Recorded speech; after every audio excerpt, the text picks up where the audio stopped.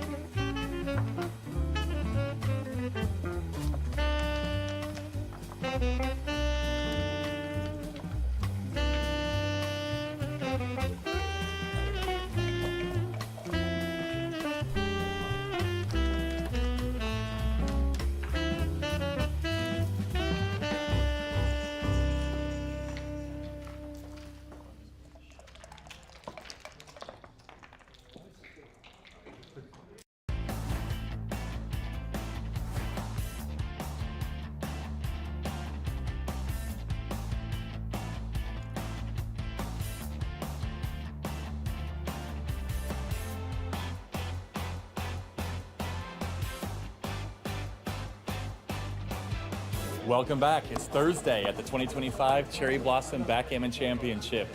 Today we started our jackpots and we ended up having 32 players in the Masters jackpot. Tomorrow we'll have another 16. We do have one finalist already in the jackpots, and that is Greg Merriman from Michigan. We also have a winner in the warm-up events. In the advanced division, California's Candice Mayron has won the event. And tonight we had the doubles. We ended up with 32 teams, which I think is a record for Cherry Blossom. So far, we have 6 teams still competing to get to the semifinals, but one of our semifinalists is Colorado's Carrie Horty and Laura Granger. On Friday, we will have more Masters jackpots. We will also have the Women's World of Backgammon event. So far, it looks like we're going to have 20 entries in that, which is going to be one of the largest Women's World of Backgammon events so far in the U.S. Friday night, we start the main event at 7 p.m., a new start time for us. We have a 3-loss Swiss, and so far we have about 150 players, right on track for what we had last year. Don't forget, we're streaming all weekend on the USBGF YouTube channel, and you can watch all the action there, or you can catch updates on Facebook and on Instagram. This is Ben Friesen. Hope you'll stay tuned this weekend and join us next year in 2026.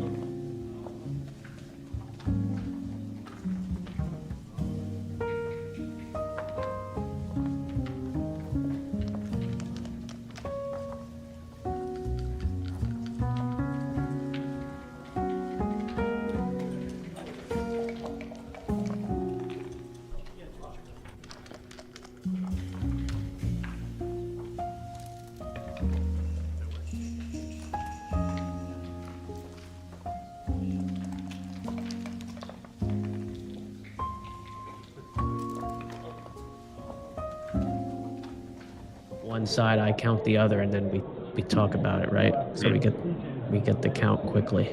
Yeah. Are you a quick counter? I'm like fast, but not too fast. I don't. I'm not like Karen Davis or Art fast or whatever. I'll take like 15, 20 seconds. Okay, same. All right, we got the baffle box. I don't know if we're live yet.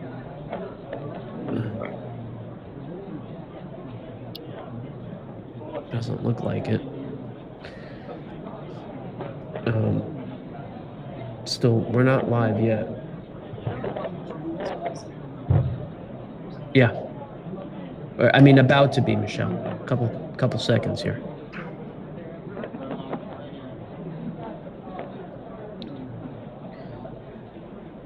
And it's Lebard? That's right. Okay. And it's Urso. Is that an Italian name? Yeah. What's Lebard? French? Yeah, the chef. French chef. Has to be. I was born only with an I, but I got made fun of in elementary school, so let's change it to a Y. Oh. Yeah. But now that I'm a chef, had I known when I was 7... Yeah, you would have stuck with it. Yeah.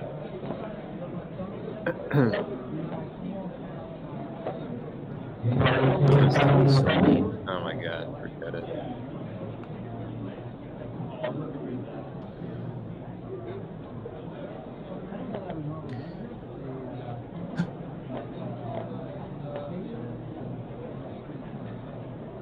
Has spring sprung over there yet? The trees are popping, yes, but it's been a cold week as they've popped, so it's been bad. It hasn't been higher than 50 degrees, and it's been 30s at night, so we haven't been able to enjoy it. Next week, it should pop into the 50s and 60s, so should be a little bit better, but this is the week that they're starting to bloom. Yeah, we had the Cherry Blossom Peak was maybe 10 days, 2 weeks ago. Yeah, we just had another freeze a couple nights. Yeah, it's been disgusting up here. Rainy and cold. Okay, it looks like I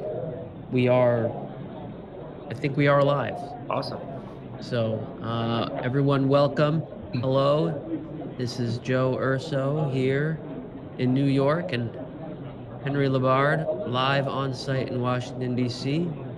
Really a pleasure to have you watching tonight's live match between Art Benjamin and Frank Raposa, first round of the DC Cherry Blossom 2025 event. Henry, how are you doing tonight? I'm great. I'm really glad to be here. We got two really top players. A lot of people will know who Art Benjamin is. He's got all those wonderful lectures on counting, when to leave, and you got your anchor back there. Frank Raposa, one of the top players in the DC area, if not number 2, maybe behind John Klein, who is a grandmaster. But yeah, this should be a great match. Yeah, so looking forward to it. Frank's a well-known player up and down the East Coast, and everyone knows Art Benjamin and his math skills, so which he's put to good use to become a grandmaster, I think, at the Chicago tournament last year. So Art's one of the top players in the country. This should be a fun matchup.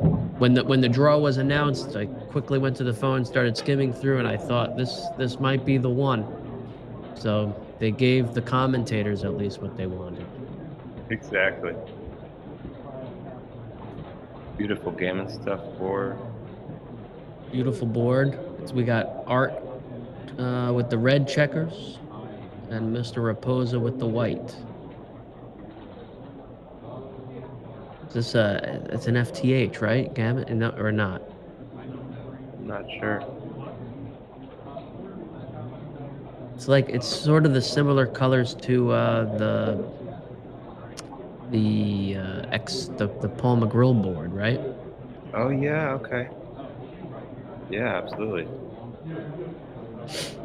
We've got a 9-point match, so relatively shorter side of the ABT events, but often the Swiss style events they run shorter matches. So the 9-point is what we got here. A lot of tournaments run 11 or 13. I think 11 is probably the standard score for the ABT events. Right. And do we know what the field size is here? Is it 64? 78, I want to say. Okay. 78. So a couple people are gonna get. Does that have an effect on? No, not for the Swiss. So there's no. The Swiss is right. So fairer, I guess, in that sense. Right. They'll just go and keep playing until they lose. Well. Yeah, I like to. You put them both in at the same time, and whichever dice lands closer to you is the one you get. Okay. But all right, they each going to do the one at a time and pull it to their side. So we got a 5-1, I think, for white to open. I'm a split. I like to split my checkers. Are you a slot guy? No, splitting is the way to go. Unless you're way behind or gammon go, might want to do that. Yeah. I like to split and get an anchor and play easy games. There you go, yeah. But it play easy games because I study them so much, and I feel like I can play them better than my opponent. Right. And we were just talking about double six there. Double six, that's the only way to play second roll. Once your opponent's made the bar. Unless they rolled that 6-1. Right. So yeah, I like popping up with the 1 from the back here because you want to be able to play a 6 out. You don't want to be able to have to play your 6s up front. For sure. It's like Art might hit twice here. So I would just play 13-8 because you got the lead. I wouldn't hit 2 and risk getting a guy back. Okay. That's what I would do, at least. Once I had the 24 pip lead, I'd just play safely like he did. Now this is that right there, that 3-1. Because of the race, he could have made his 5-point, but he opted to make the anchor. Yeah, that was definitely a choice. I think I agree what he did there, which was make the anchor, because once red has that anchor, I like to say the only way to beat an anchor is to make an anchor. Mm-hmm. So his game is make an anchor and play hopefully a 50-50-ish game.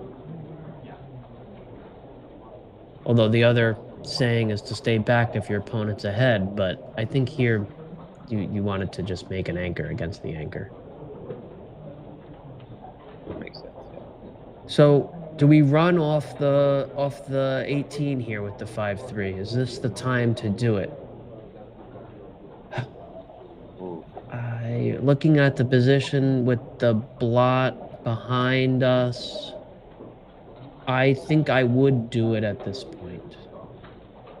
Yeah, red's got 127 before the play, so 120 afterwards, or 119 afterwards. Yeah. So that, I would have did that play. Would you have made that one? I think I would have come off there.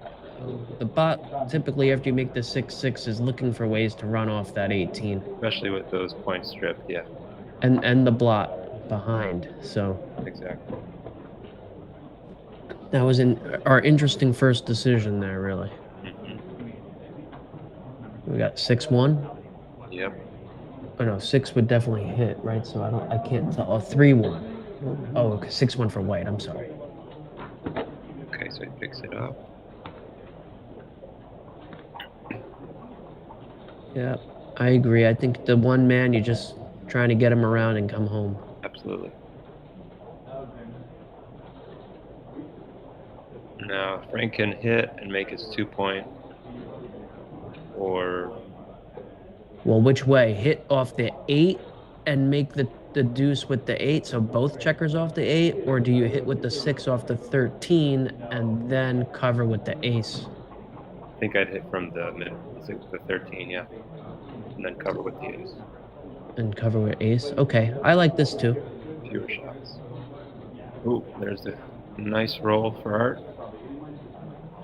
Okay, I think Art's got a cube here unless there's a really good return back. Frank's got to play safe there with his blot on the bar point, I believe. Gonna play 7-1, or do we play 20 to? I would have thought about doubling there if I was Art. I would have stopped and thought about it. I'm surprised he went so fast for the. I think it was definitely worth a cube, and it might have been a double. I agree, at least for thinking about it. 6-4, now he's got a double. It was definitely a mistake not to think about it, I think, there. Yes. Typically, when I see 3 men back against my 1 man, I'm like, okay, do I have something or not?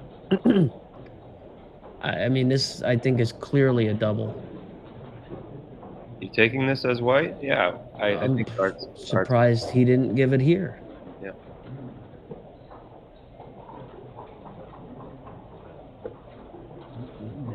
Okay. I mean, I would have counted the race to make sure, too. I mean, but it seemed to me with 3 men back and a shot at it, right, to send it even further back, I would have thought about the cube there, at least 2 rolls in a row. So what's the race? You want to count white? I'll count red. White's got 116. Oh, wow. Okay, you counted it fast. I was counting a second ago. 30, 40. Or they're going to have...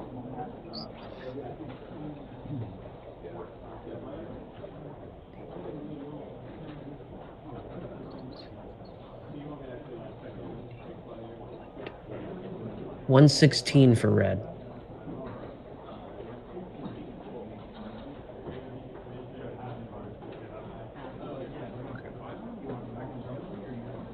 I think I like this play. I don't know, what did white have? It had I thought it had 96 after the play. I was a little surprised that they did. Now does white have a double? And white's leading in the race now after that double, after the doubles? It's huge. I mean, it's a huge drop either way, but if anything, it's close to too good. I think he's still cubed though. Having not made that 5-point yet, you got it. You got the cube. Yes, agree. So I think red could have doubled a couple rolls ago, depending on what the race was. I thought definitely stop and think about it. I'm surprised Art went quickly there without thinking about it. Me too. So was rewarded though. Didn't get to see a recube back. So right. Frank plays interesting, down. bringing 2 down, up 1-0. I would have split. Okay. And interesting making a point. Yeah. I against the 4-3 again. I would have, I think, run the checker behind the 2 blots there. Yeah, I like that play also. But I should know that off the top of my head what the 4-3 response is with 6-4. I should know it. I would have run the checker. What do we got? 1, 2. What about slotting the 5 point there? Looks like a good time to do it. Okay. So, what kind of games is Red playing here? Red's got 2 deep points, so it's hard to prime. And White's got stacks, so it's hard to prime as well. So they're both playing type of blitzing games. We're bringing 2 down. Okay. I don't mind this, I guess. 6-3 is duplicated because it makes the 5 point. 6-1 also. 6-1 as well. Okay. Now he's got to make an inner point with this roll, right? Yep. There you go. That's a good roll. Decent. Makes the point.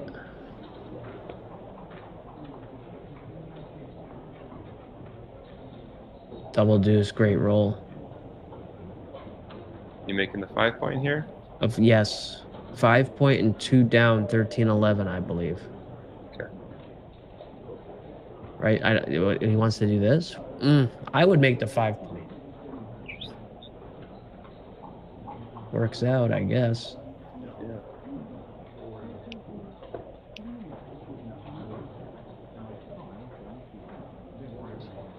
I guess White's behind. That's why he wanted to keep that bar point. Yeah, and here now he's got a choice. I agree. I think bringing 2 down because he's got a better chance to make the prime with red with a man on the deuce.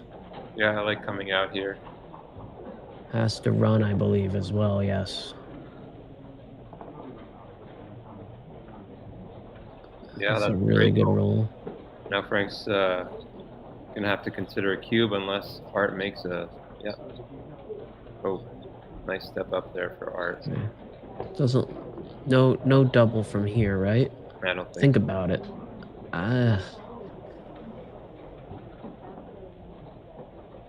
Dude, he was right to think for a second, though. If he was behind 1-0. Okay. I know for sure. Now it's Is it that one or the other one? You mean coming into The 12 to 6, yeah. I'm not sure. Yeah. So this looks fair. This is definitely a double, right? Okay. And I think it's a drop.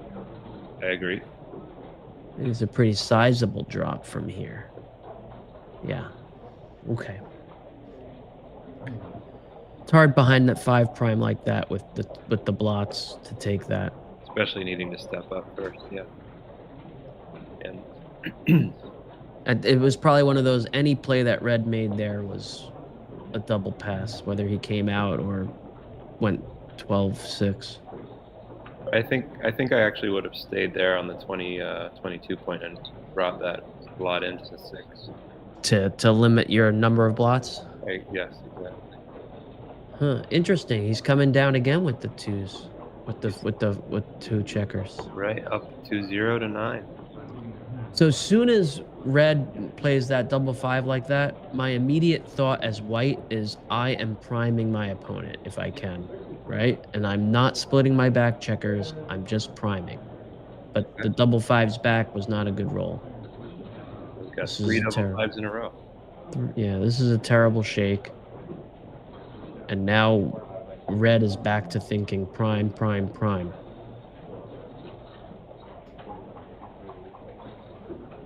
Hey Jason, hey Richard, hey Eric, hey Dice Man. So that is not the one I'm covering with. I am definitely covering with the 1 and bringing 3 down. I am not making this play. What was it? Oh, it was 3-2. I thought it was 3-1. Okay, so my mistake. Big roll there for Art, hitting from the back. I thought it was a 3-1. It's hard to see. This is a 2-1. Yeah, nice return here for Frank. Double 5s dance. Ooh, yeah. And now again, I is up 2-0. I think this is a double. Red's got nothing. I mean, Red's way up in the race, but they're so inflexible. They don't really have anything going on. Is it a take? This looks bad for red, except for white having 3 back. This is a tough one. I think this is tougher. Down 2-0. I might have taken this. Down 2-0. I may have. I don't exactly know what I would have did. But 3 men back for white, is kind of one sort of good roll for red, and you can maybe play a game down 2-0 with recube value. Yeah, I don't know. I don't know what you could do there with such a forward and disconnected position. Again, 4-3-2 down. He's staying aggressive up 3-0. Yeah, it's working for him. All right, now Art's going to be itching to double here. Down 3-0. He's looking for any excuse to get guys going. Right. Although the double twos kind of limits what he can do. 4-1. Prime. Ooh, double fives. Again. All right, 3-point and slot to 5. Or come there. Yeah, that's right. Okay, I thought there was only 3 checkers. This looks right. Yes.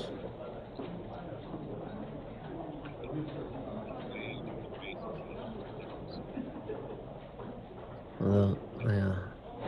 4-3. Kind of an awkward roll. I think you can't step up and bring a checker down. You just gotta wait for next roll and play safe into the 13-6, right? Yeah, I think so. I mean, you could go 13-10. 2 down. And try to. Oh, that's another play. Yeah. Okay, that was simple.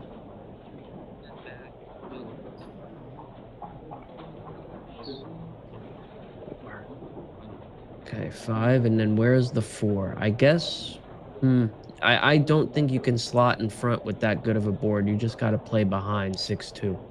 Are you taking this cube that's coming? I don't even think it's a not at this score. I don't think it's a double yet. It would take. Okay. I would have doubled that, but definitely a take. It's like a prime versus prime situation. So I would have taken. I think at the score up 3-0. I don't think he had it yet. Okay. I don't think so. But you would have given it. Probably. But given the score, that's a consideration that you have. Still think he doesn't have it yet. Okay. Do we run all the way? That's the question. Right? We could run 22-12. I think that's what you have to do here. Especially with that. Right? Nietzsche says when you've made the 5 prime and he's got a 4 prime, that it's time to move off the 22 anchor and you have no spares. So this could definitely be right. Especially off the 22 point. So that's the 3. Now usually with one back you like to hit, although the white has such a good board, it's hard to hit here, especially with the blot behind as well. So I guess it's just play safe. Now does he cube? So 5-1 is a market loser. Any 6 other than maybe 6-1? 6-1's a market loser. I think this is a draw. Really? I do, yeah. I think I would take down 3-0 here. Okay. Oh, 6 is a market loser, of course, because you make the bar point, you don't come out. I mean, 5 is pretty bad unless you make the 5-1. Double 4s, meh. I think White's got enough here, down 3-0, to take it and reship if there's a quick turnaround. Okay. That's because you got a 4 prime, so you've got a decent structure in front if he can't get out. He's got a better board. He's got more He people. did pass. I know. Ooh, interesting. Can we see what are people saying about that one? Yeah, I'm interested in Anything? what the chat said about that cube. I like to use the 3 Bs. You may have heard of these Bs before, Joe. But you got board, back, bar. Uh-huh. Yeah, so White had a better board. They had fewer checkers back. Red, of course, didn't have a checker on the bar yet, but 2 of the 3, I think, makes it a cube. And That's interesting. I like that. the cube. It's like a different kind of Pratt analysis. Right, yep. I like that. Board with the 3, board, back, and Bar. I like that.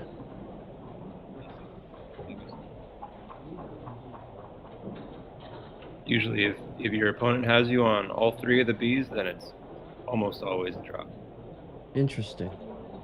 Okay. All right, what do we got here? 3-2? I would play 3 down, and then the 2 I would come 18 to 16. I wouldn't have brought 2 down and stripped the midpoint immediately. Finish. You like it? Great. You deserve it. That's awesome. Thank you. Yeah. I'm new this year. Interesting. Thanks, man. We make the 5 point here? Or make 2 points inside? I'm sorry. I was distracted there. Who's on roll now? 4-4 for red. Okay. We can make the 4 and the deuce, or we make the 5 point from the 13. I don't mind this. Seems good enough to me. And he's got plenty of builders to make the 5 point next time if he's not on the roof, but likely to be on the roof. Probably is more gammons this way. 5 pointer hit.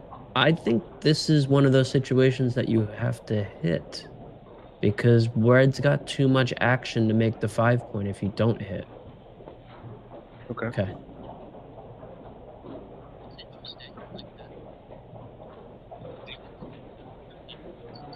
All right, now, is this one of those where you hit from 6 to 1, coming in on the 24? Or do we play 24 and just 11 to 6? Yeah. If there was 4 men on the 6 point, I think it would be pretty clear to hit. Here with only 3 men, it's definitely an open question. Okay, so Art's looking at the hit. And he makes it, okay.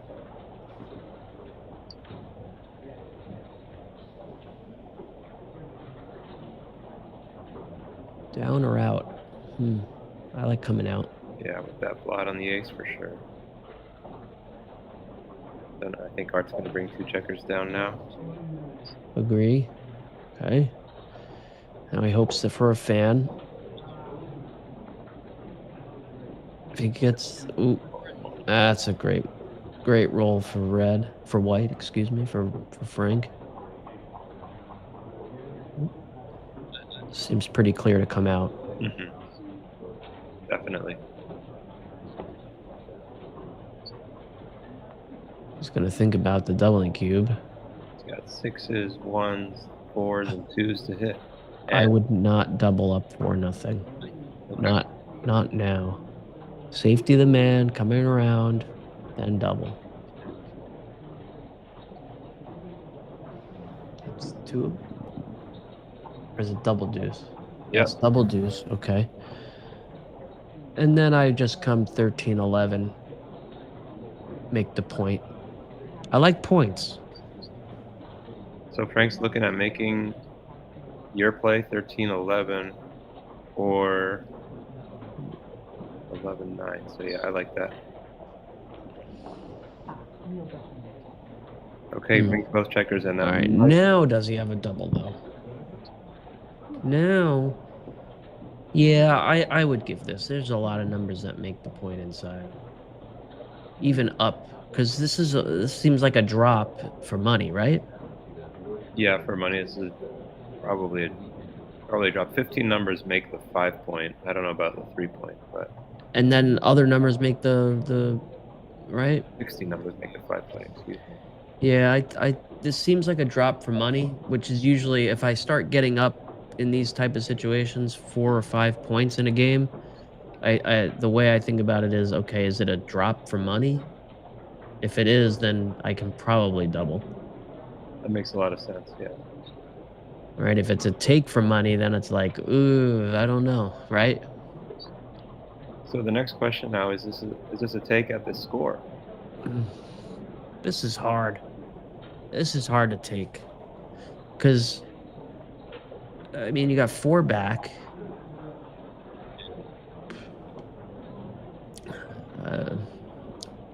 This one I'd pass. Even down 4-0. A man sitting on your own ace point. Yeah. You agree? Yeah, I think there's too many gammons there. Especially with your opponent an odd number of points away. That's like a little extra reason to maybe just give the point away. All right. Art can't get anything going right now. It's been all Frank Raposa. Oh, he got the dice through the baffle box though. Okay. All right. Yeah. Frank, Art's finally happy he got a good start. Okay, and Frank runs away.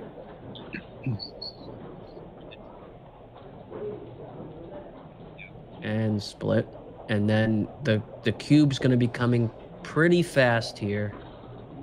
Unless it's a good response. Okay.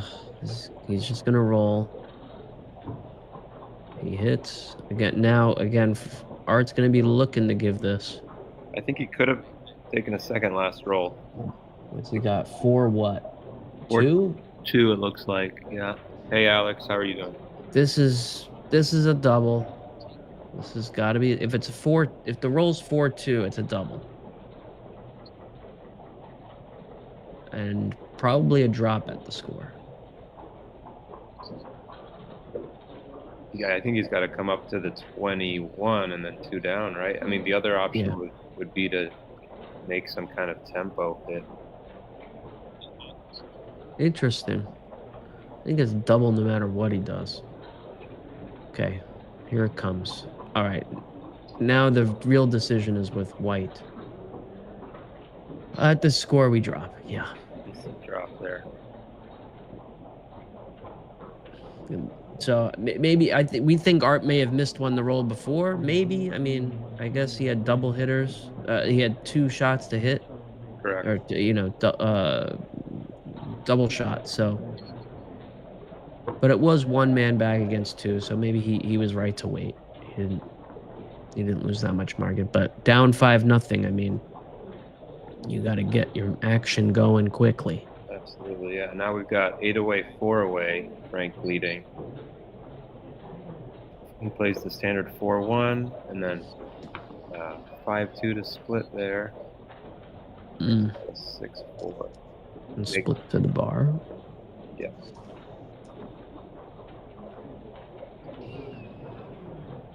Okay. Pretty simple. Nothing fancy, Art. 6 deuce. Yeah, he just swings it all the way around. The 6s are blocked. That 9 point against the 3 point against the 22 is golden. Very strong. If Frank fans. Does not. He's gonna think about the double key, but no, he doesn't have it yet. He had 20 hitters.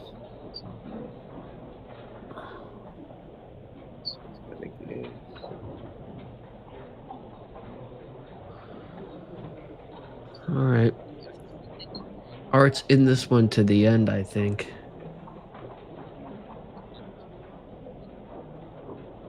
And then we give him the shot. I think so, in order to try to make the inside points. Okay, good play. That's what I would do.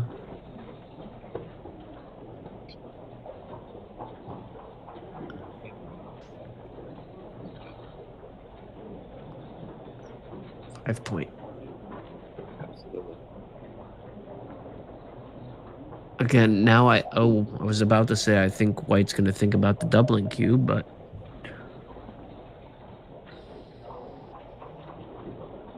He's got an awkward 2 to play here. it just comes out. Yeah.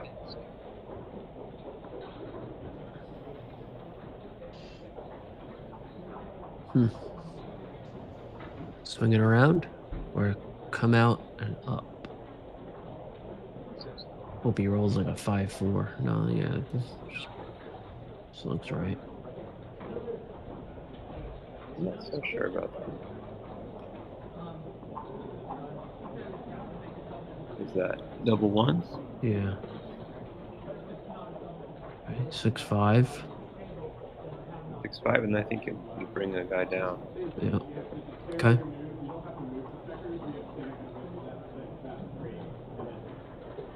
All right. This might be a double. Yes. I think this is a double. And a drop. Really? Okay. I guess, yeah, with this broken board there. I mean, how does Red win this game? Really? Interesting. He maybe thought he was too good.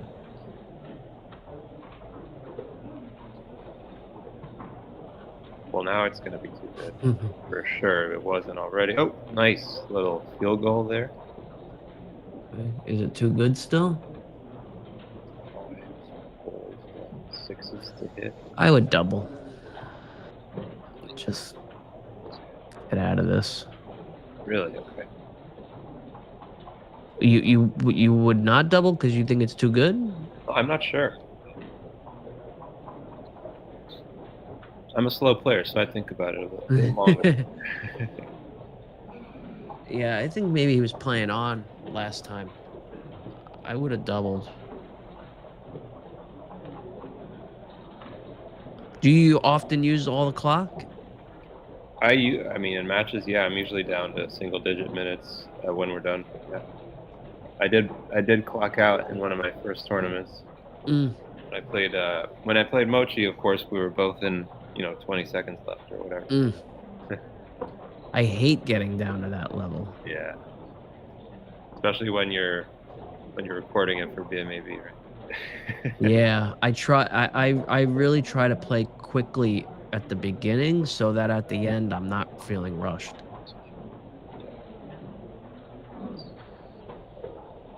Great double 2s there for Frank. 6-4. Yeah. Double 2s almost always makes the 4-point. I agree with that. It's hard not to make the 4-point when you roll double 2s. He's thinking about 13-11, but you just make the 4-point. Got an anchor, now you need to make innerboard points. Yes.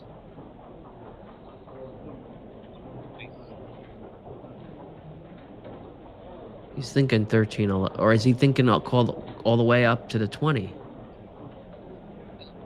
I like this.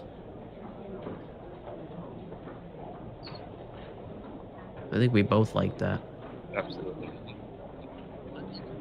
Nice little 3-2 to make that broken 5 prime. Okay, 2 down. Ooh, huge. Ooh, what a great roll. No shot, just there you go. Okay, so Alex believes the last cube may have been too good at that score.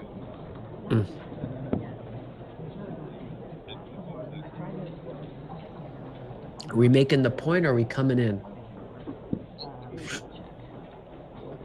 I like making points, so I think I would make the point. Where was the ace?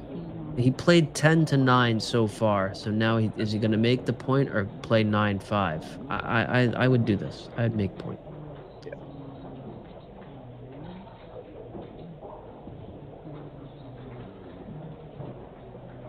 Oh, it's a five. So we got 8s to hit here. That's a 9. All right, we're just bringing them both in. All right, I think so. Mm-hmm. Okay.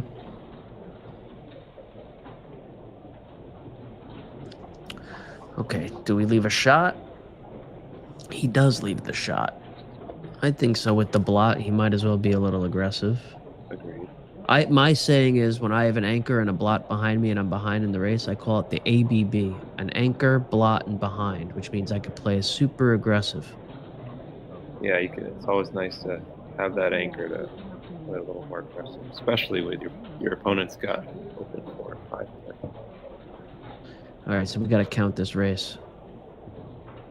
All right, you count. You want to count white, and I'll count red again? Sure. Okay. We've got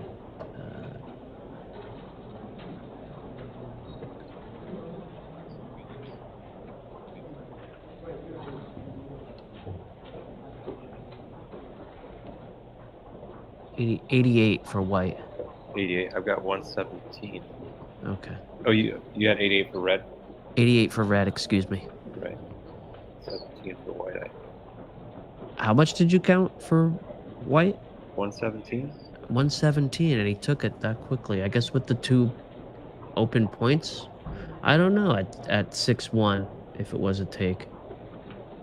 I guess 2 open points in front of him was easy enough to take it, but I would have thought about it at least a little bit longer. Yeah. That's But four. double point in front typically indicates a take if there's 2 open points in front of your 22 anchor. So I one time dropped in the New York tournament recently. I dropped from the 22-point anchor when I was down 50 pips and there was 2 open points in front of me, and I dropped, and it was like a 300 blunder. So my thing was double gap, remember that. So whenever there's a double gap in front of my 3-point anchor, I can take, even if I'm down 50, 60 pips. Okay. It was nuts. I'm like, geez, I couldn't believe it. I couldn't believe it. I was down 50 pips and something like that. So the double gap might have been right then to just take, although down 6-1, I mean up 6-1. And this was a 30 pip difference-ish. Right. 37 pips. I would have thought a little bit harder about it, but it might just be that the double gap meant you can take. So to all our listeners out there, if you're on the 22 and there's like a gap on the 5 and the 7-point and your opponent's bearing in, double gap, remember that. You're down 50 pips, you can take still. That's a good quote there. So now against the 3-point anchor, Art's got to try to just clear his 6-point as soon as possible. He won't be able to do it with this 4-3 here. You know, it's straight from the Michi book, right? Against the 3-point, you want to clear the 6. Ah. Or does he take 3 off? I like this. Switch both. Or take a man off now? I think you can go Off the deuce? You can either go 5-4 twice now or 6-5 twice. Or take the man off. Because does he have some gammons here? With a couple of fans? Maybe. This is basically giving up the gammon. Yes. Okay, so he gave up the gammon. I don't think gammons were more than 5% there. 6-1, that's awkward. Okay, so last game when Frank had that cube. So Apparently, this is go ahead. too good. It was still too good. Okay. Yeah. What about? I wonder about the roll before. So this is one of those situations where he thought he was playing safe, and it came back to bite him anyway, and he got hit. And maybe he should have been taking the man off on the double ace.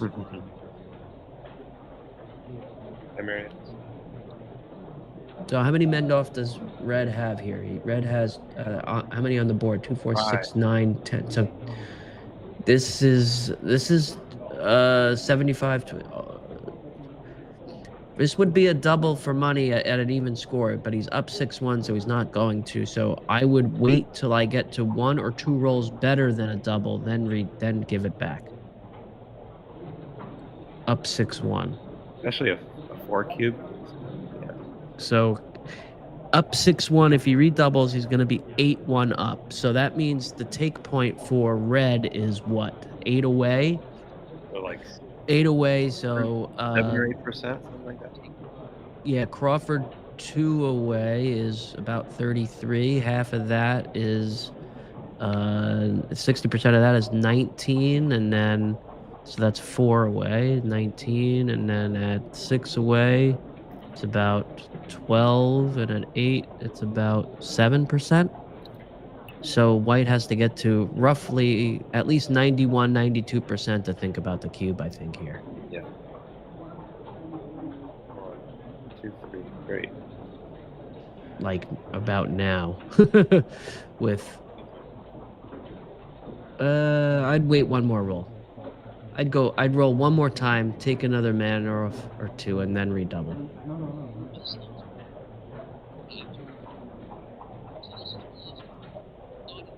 Right, he's got 10, 11.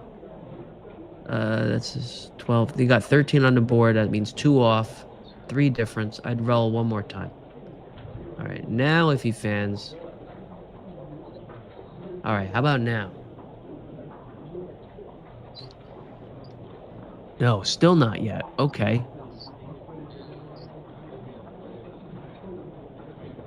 Okay, not about now, Frank. I think we're close to 90% from here, right? We've got 10, 11. So that's 4 men off to 5 men off, and he's on the roof. Yeah, Frank's got about 6 rolls to get off, and I mean, Art might have 8 or 9. I would have thought about it there. That was probably the time to give him a good decision. All right, what about now? He's off in 1, 2, 3, 4, 5 rolls. 1, 2. I think this is a pass.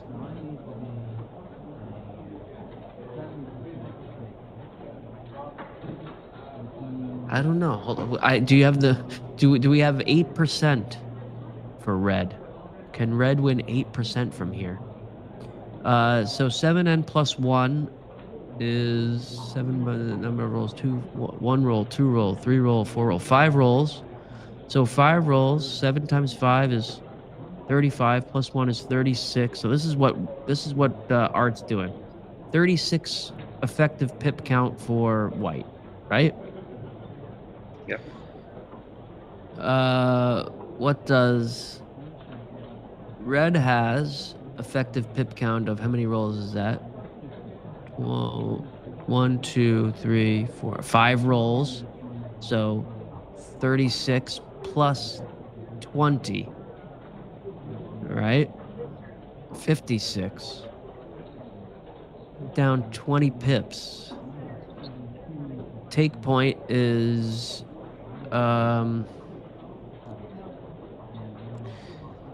at a normal score, the take point at 36 is -5 divided by 7. About 5 pips here. Yeah. Okay. Didn't look like he had 8 or 9%. No, Anyway, that's how my thought process would be over the board. Okay, that's interesting. That's a good way to think about it. I wasn't sure if Red Could get off there in 5 rolls. I think it was more like 6 or 7 if he's lucky. Yeah, he had 5 inside, plus he needed to get how many around to 6, Maybe 2 or 3. 6, 12. He needed 14, so he needed 2 rolls to get around, plus the 5. He was 7 rolls against 5. At 7 at least. Okay.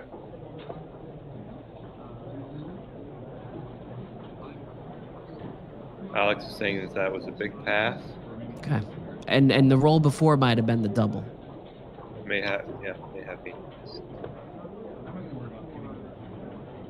So now we've got Frank leading 8-1, and this is a match tonight. So Crawford here, no cube allowed until next game. And Art's going for gammons here so he can get up to 3 rather than win just 1. I mean, obviously winning anything is good, but Art wants to win 2 if he can. This might be the double hit time.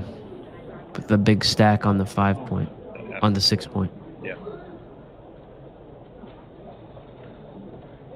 This is like a mini gammon go score. Agree. All right, we hitting or are we covering? Interesting. When you slot the ace, it's time to make it, right? Usually. Not sure there though. Okay, he's gonna continue the attack now. They can't anchor. And how does Frank want to leave another blot? Or is he just gonna play 8-6?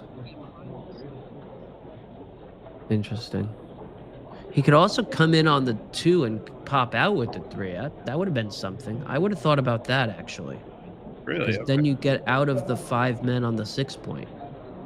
And then you don't have to leave the other blot. What do you think of that? Seems like it would have been a couple more shots, but I like your thinking, not letting him unstack that 5 point on you. And you stay back on the deuce point, kind of out of harm's way of where they want to hit. Oh, right, that makes sense too. So it looks like something he didn't really think about. So Art's playing big here, like we say, trying to win that gammon. The action's all on that side of the board, so you want to bring down as many men as you can. Hit.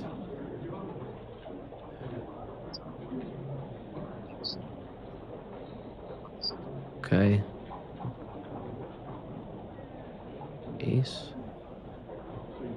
Come down. I would come down from the 13. Don't even worry about the backman. Start getting.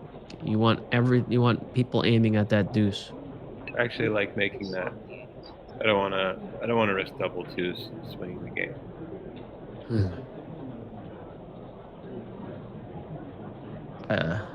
I'm doing 13-10. Okay. You would have played 24 up. I would have 21. Yes. Yeah, I think all the action's down here, so I'm putting as many men down there as I can. Maybe I split here, just to split. Yeah. Keeps going. He's going with the attack.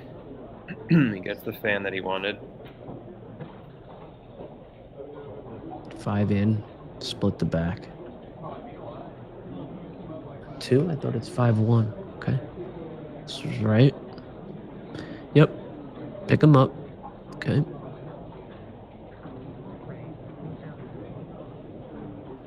Fives and 4s to hit. Which 4 do you hit with? That one? Inside, right? Yeah. Inside. No anchor.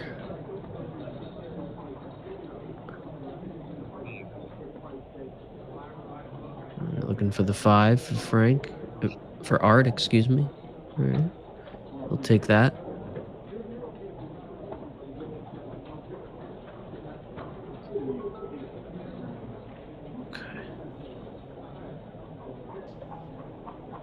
Yep, makes the deuce. Now this Okay. game's got, what, probably 70 75% gammon, something like that, maybe more. Yeah, maybe even more. Just as long as you don't get hit, it's a gammon. So you want your those last 3 men, you want them to sit on the 4, 5, and 6 here coming in. Yes. So if I roll a deuce, it's going right there on the 5 point.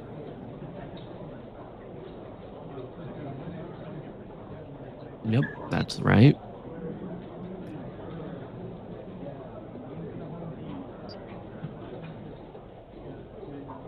So Alex in chat is telling us at this score that we're only getting a slightly higher than money game gammon value. So I'm guessing that's somewhere around 0.55 maybe.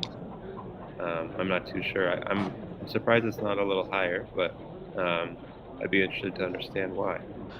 Yeah, I'm not good at those numbers, so that is not my strong point. I really don't even know the first thing you're talking about when you said that. It's not my strong point. Are you good with those numbers? Gammon values? It's not my Somewhat. thing. When we're considering making two different plays, you consider your wins and you consider your gammons. You know, if you say we've got 10% more wins with this play and 10% more gammons with the other one, and you're at a gammon go, then they're probably pretty close. But if your gammon value is lower than 1, Yeah. then you know you're gonna. So I rarely think in the numbers in that sense. I'm just looking at the score. Do I want a gammon? Do I not want a gammon? And I just kind of play like that. Right. But yeah, I'm just not that good at the numbers. No, there's no way I could tell you the gammon value at 508.7. All right. So this is when you're even away like this, you just double immediately for red. Yep. So he's getting it ready. It's cocked and loaded. It's right there.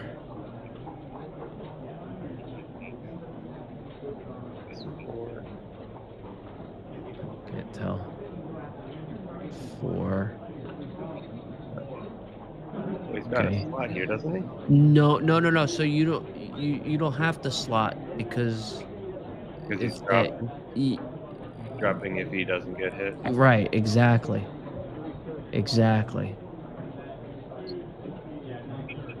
So you just need to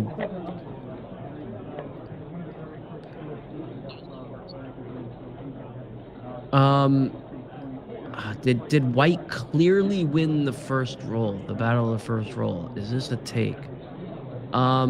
With the 4 point, I guess it's close enough to take this after you've made the 4 point, but I mean, usually I like to drop whenever I don't win the first roll and I don't clearly win the second roll. This is a tough one, actually. What would you do? I would take this for sure.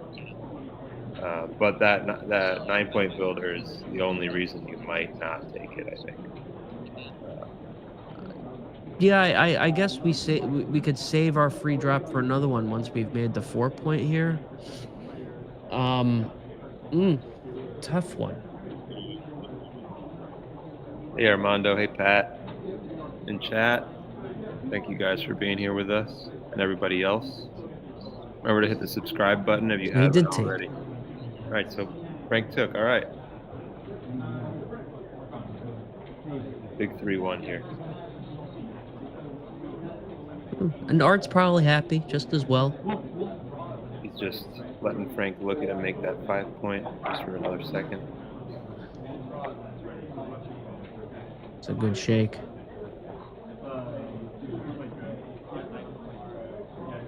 Ooh, the old 4-6 fan. Swing it around. I see too many men on the midpoint, so I want to bring it down.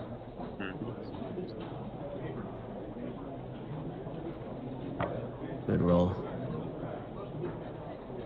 Inside or down? Inside. And I guess you bring it down now with the one of them because it's pretty safe out there. I mean, 6-3 is duplicated.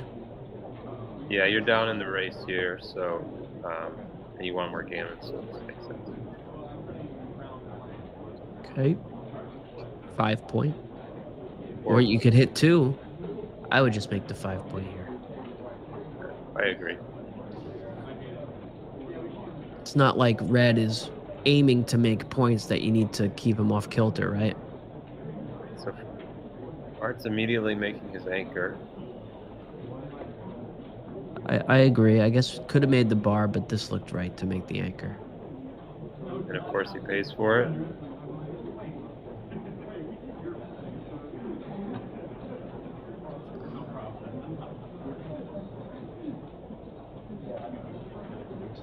Split the 8 point to try to make the inside. Okay.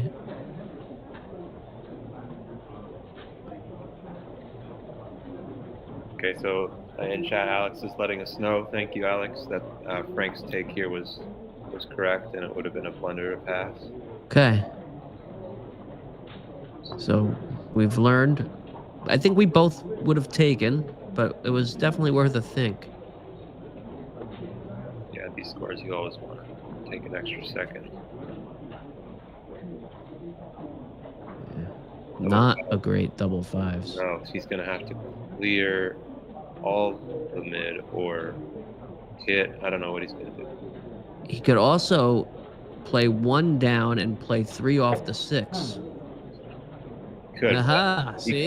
He could, but he can't. I don't think he can. Otherwise, he's got to leave a shot. Maybe it's just no shot. I think he's going to leave more shots if he clears the 6 point going forward.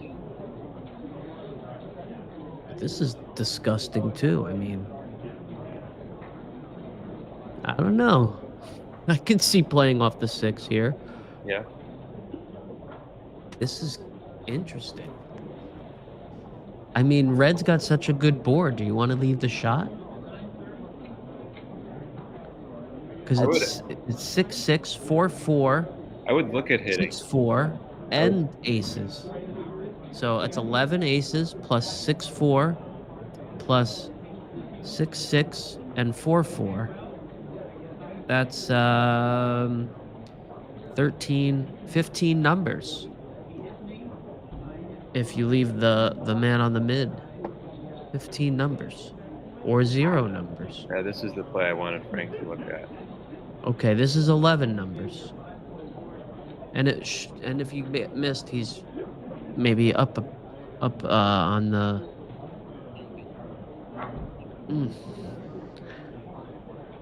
Joe, we gotta make a decision here. You know what? I'm gonna play Wimpy and leave no shot. Wow. I couldn't bring myself to do that, but you know, it might be right.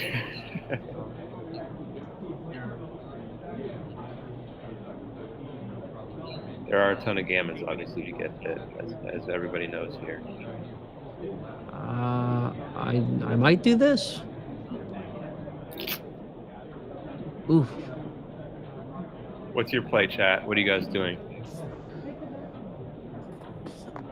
All right, I'm in the no shot clan here.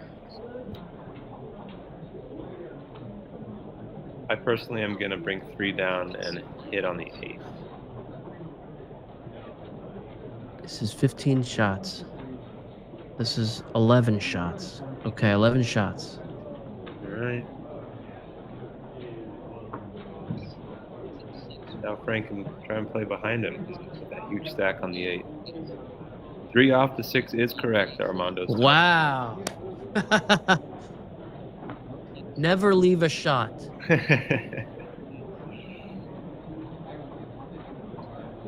Never leave the shot, especially with that board.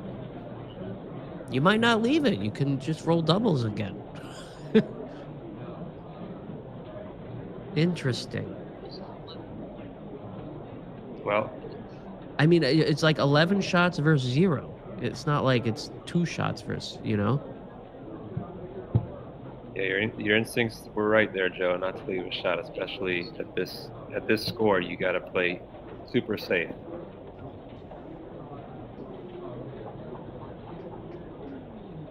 That was quite interesting. That was the funnest play of the evening. Yeah, Was it a blunder to do what he did? it was. Yes. Wow. Anything else is a blunder, Armando is saying. Thanks, Armando, for saying that. Letting us know. Yeah, it's just the board was so good for red, right? That you get hit, could get gammoned. Yep.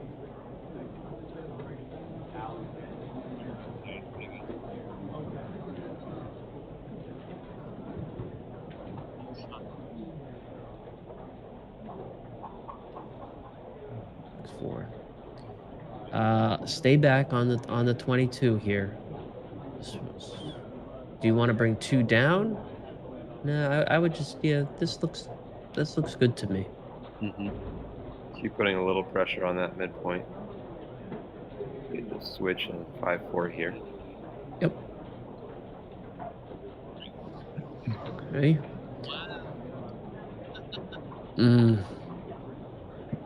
All right, he's got the blot behind him, so it's, although a lot of hit and covers.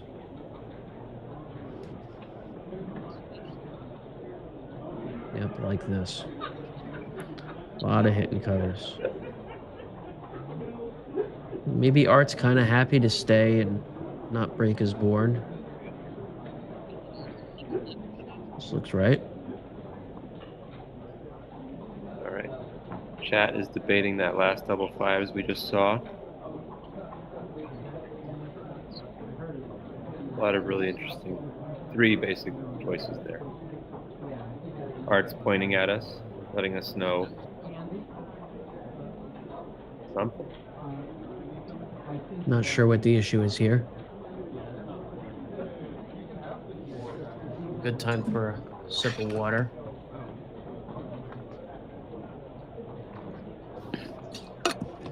Make sure you subscribe and hit the like button. USBGF. Again, thank you to Ben for hosting the tournament down in DC, and staff, Andy and Paul, I believe, are down there handling the tournament. Yep. Jonathan Hardigrees here as well. Jonathan who hosts Atlanta and is the director in Cleveland.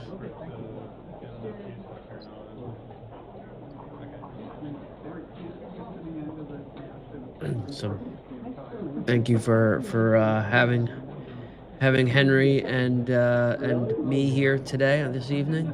Appreciate you very, very much. And thanks for everyone watching online. A matchup between 2 great players. I'm just taking a look here now at the video, see what the debate or what's going on here.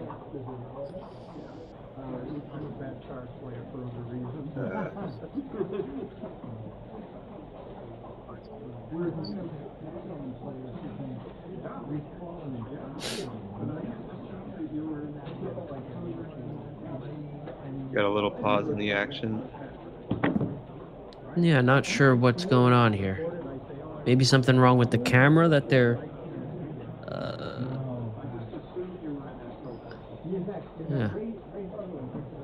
Just taking a look at the chat here while we're waiting. Maybe they noticed it had low battery or something.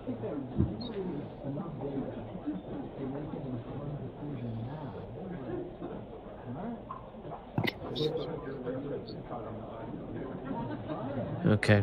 Alex thinks that the camera battery is low.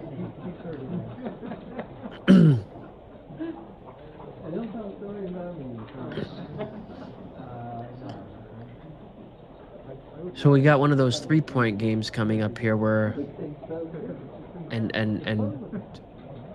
Frank is not looking for any gammons whatsoever, so he's just going to play super safe, clearing the back as soon as he can.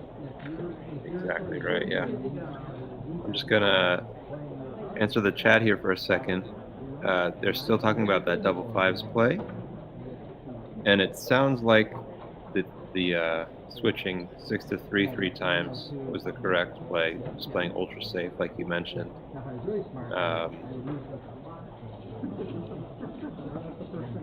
Huh. Interesting one. Yeah. I don't know if I could have brought myself to do it over the board too, but I just wouldn't. I think the uncomfortable thing there is just not really knowing how to bring your checkers in without your 6-4. But you know, these things happen in backgammon, and you just got to play safe, especially at that score. All right, so we're back to it now. what I usually do is I just roll doubles in that situation. You just come on home, you know? Oh, okay. Simple game. That's why you're a winning player. Okay. Exactly. All right. And then do we go to the 4-point or do we go past it? I would play to the 4-point here and start the process of clearing the 6.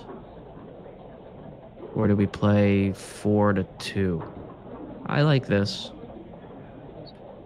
Stack them up right there. This is what I would do. Although the 5-4 is very bad then.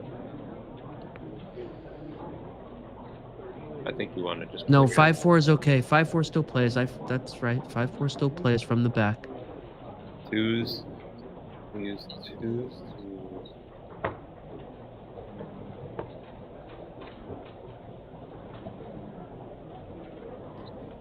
Okay. Thanks, Paul. Appreciate that. I think you run off the point here and keep your board. I would keep the board. Steve, when I take my lessons with Steve, we always do, never break your board. Never. So I just run. Don't do it, Art. I mean, yeah, Frank's not going to leave any shots in the next couple of rolls, is he? Don't do it, Art. Keep the board. At least that's what I would do. Yeah. If you get pointed on, you know, God bless.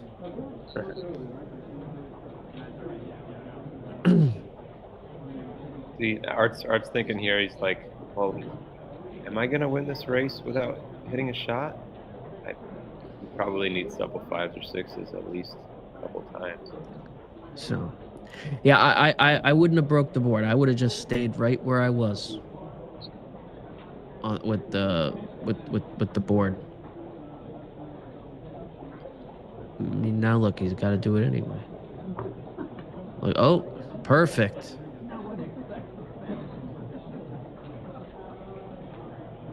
All right. What is he trying to see if he could win the race by coming out? Nah. Stay there for the 6-3. No one ever rolls it. I think you come out. I think you run. You don't want to waste that many pips. Stay back. 6-3 and double 5s and 6s. Leave a shot. Oh, I missed it. I thought he had double 4s still to play. I must have missed it.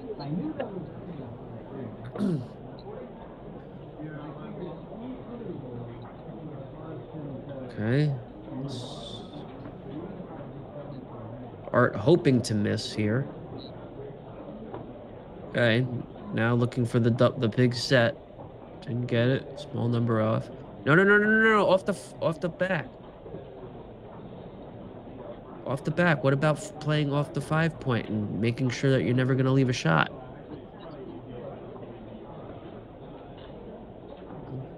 Probably didn't matter that much, but I might have played. This match is as good as done here. Frank got the rolls. Well played to both. And congratulations to Frank. Yes. That was fun. Yeah. We got one more in us, Henry, here. I do. Okay.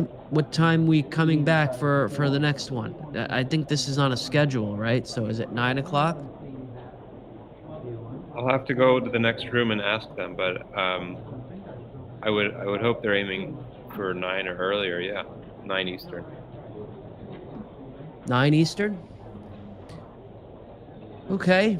We'll come back at 9 Eastern with the next match.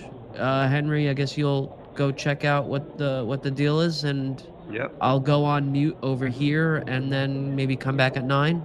Yeah, we'll be right back here, guys. Just a second. Okay. I like your thoughts on the board there, Yasser, with the 2 dice on either side. That's an interesting commentary on the graphics of the board. It can get a little confusing there.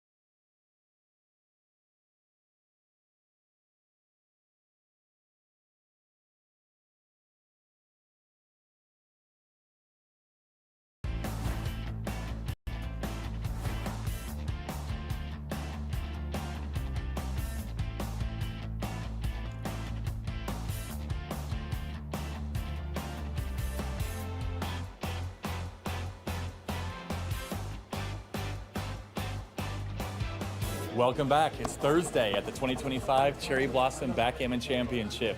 Today we started our jackpots, and we ended up having 32 players in the Masters jackpot. Tomorrow we'll have another 16. We do have one finalist already in the jackpots, and that is Greg Merriman from Michigan. We also have a winner in the warm-up events. In the advanced division, California's Candice Mayron has won the event. And tonight we had the doubles. We ended up with 32 teams, which I think is a record for Cherry Blossom. So far, we have 6 teams still competing to get to the semifinals, but one of our semifinalists is Colorado's Carrie Horty and Laura Granger. On Friday, we will have more Masters jackpots. We will also have the Women's World of Backgammon event. So far, it looks like we're going to have 20 entries in that, which is going to be one of the largest women's World of Backgammon events so far in the U.S. Friday night, we start the main event at 7 p.m., a new start time for us. We have a 3-loss Swiss, and so far we have about 150 players, right on track for what we had last year. Don't forget, we're streaming all weekend on the USBGF YouTube channel, and you can watch all the action there, or you can catch updates on Facebook and on Instagram. This is Ben Friesen. Hope you'll stay tuned this weekend and join us next year in 2026.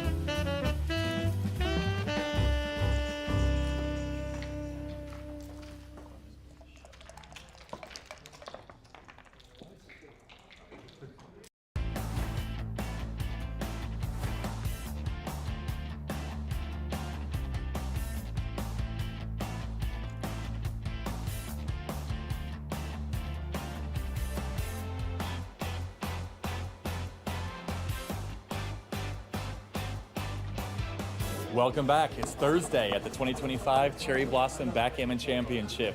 Today we started our jackpots, and we ended up having 32 players in the Masters jackpot. Tomorrow we'll have another 16.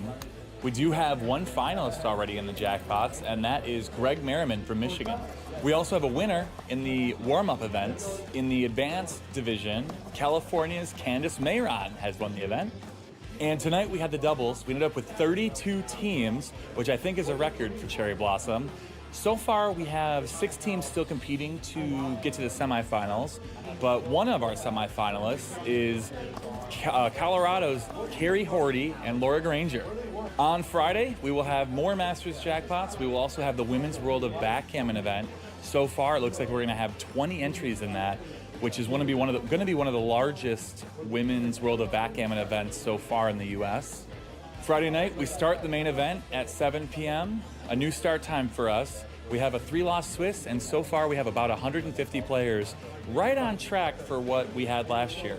Don't forget, we're streaming all weekend on the USBGF YouTube channel, and you can watch all the action there, or you can catch updates on Facebook and on Instagram. This is Ben Friesen. Hope you'll stay tuned this weekend and join us next year in 2026.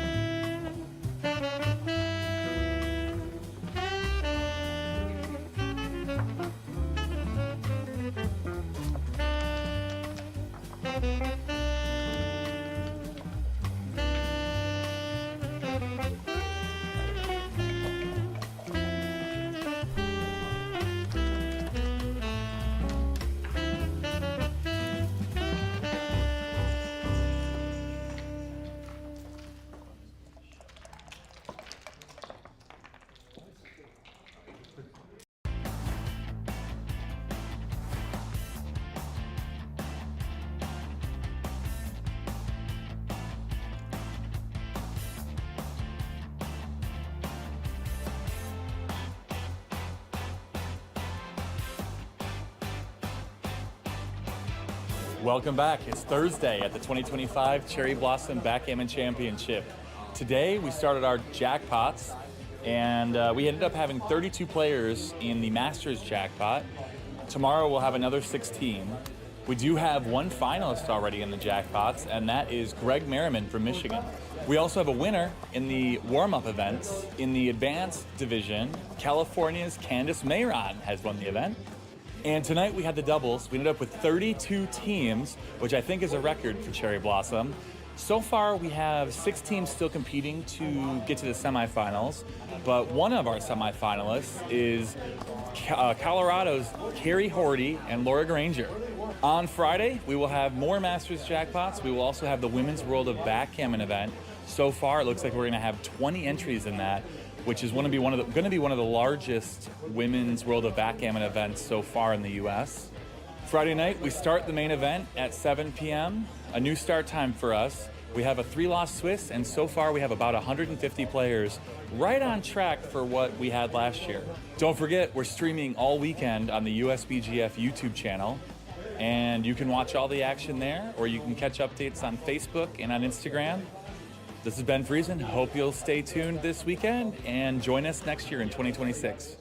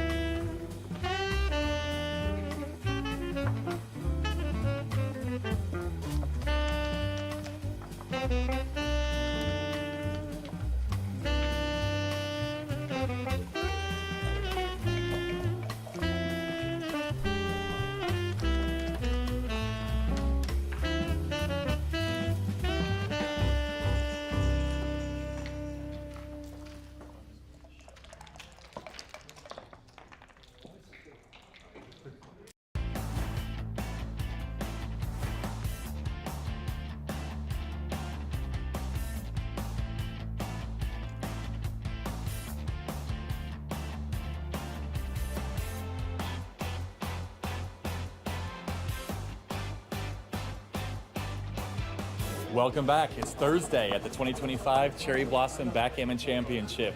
Today we started our jackpots, and we ended up having 32 players in the Masters jackpot. Tomorrow we'll have another 16.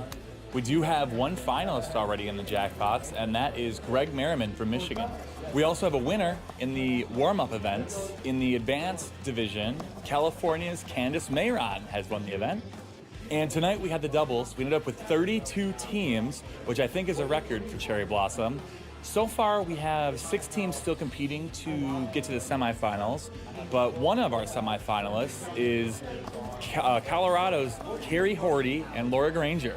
On Friday, we will have more Masters jackpots. We will also have the Women's World of Backgammon event.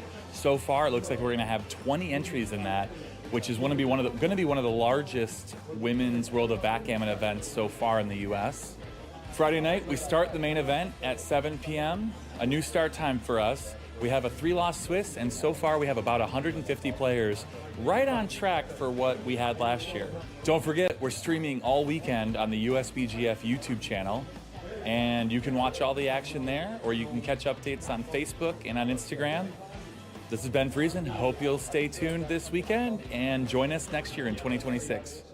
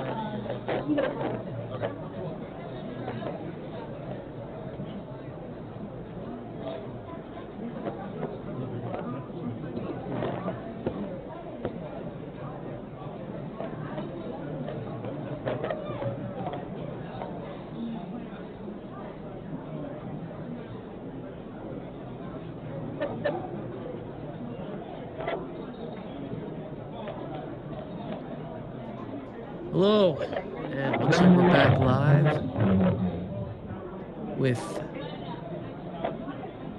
Kent Goulding, it looks like, playing, not sure I can read that name. Oh, it's Victor, of course. There it goes. I just had to turn my head. So Victor against Victor Ashkenazi against Kent Goulding. Victor's a new player in town. Not many people know who Victor is, so it's gonna be great to see this young whippersnapper coming up against Kent Goulding. I hope Henry comes back shortly, and looking forward to a great match. Obviously, Victor is one of the best players in the world. Kent, one of the better players in the country as well. So it's looking forward to a great match. Hello, Henry. Hey, Joe. Hey, everybody. Thanks for being Welcome back. Just had to get a quick chouette in the break.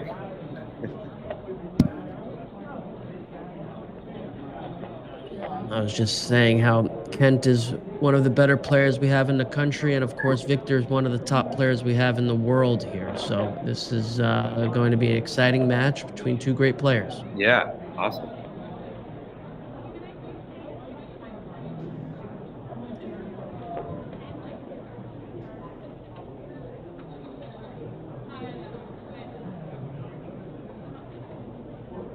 Got a 5-3 for red. It's, I think, pretty clear to hit there.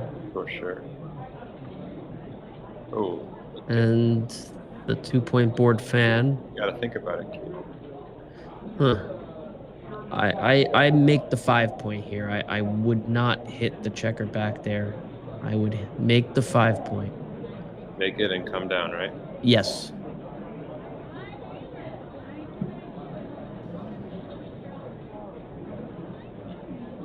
I mean, red is playing with 3 back against 1 right now, but still think it's worth it to just make the 5-point.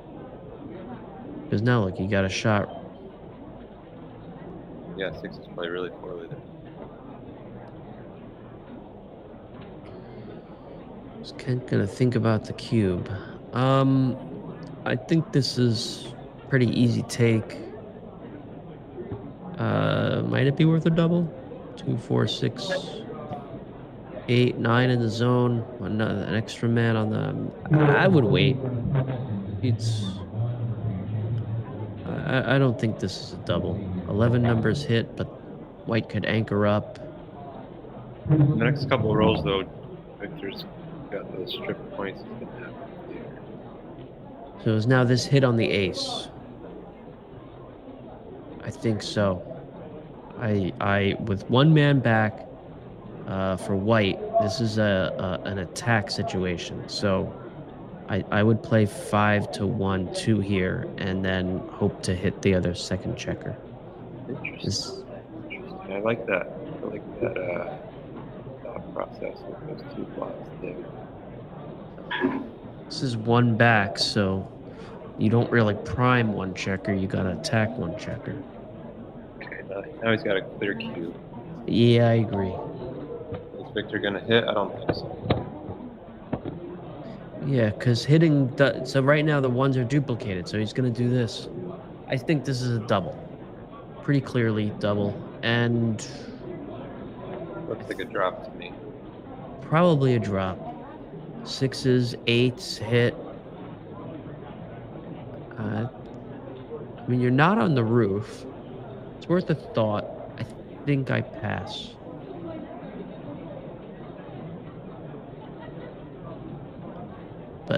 But not an easy decision. I could... Okay. There's too many hit and fan scenarios there.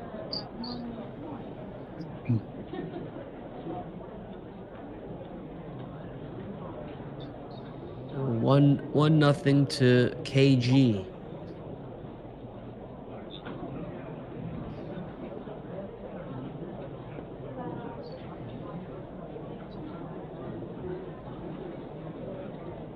And we just split.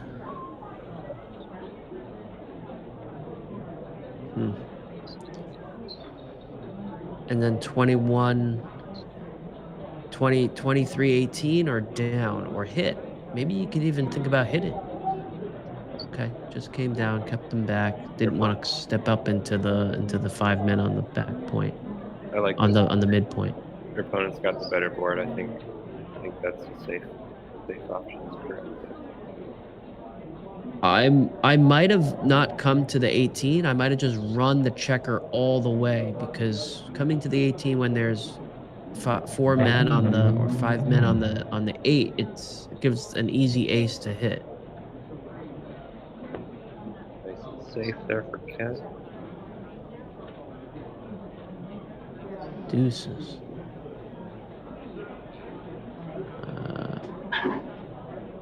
Interesting. I don't know what I would do here. I mean, I would have thought of making the 4 point. Making the deuce. But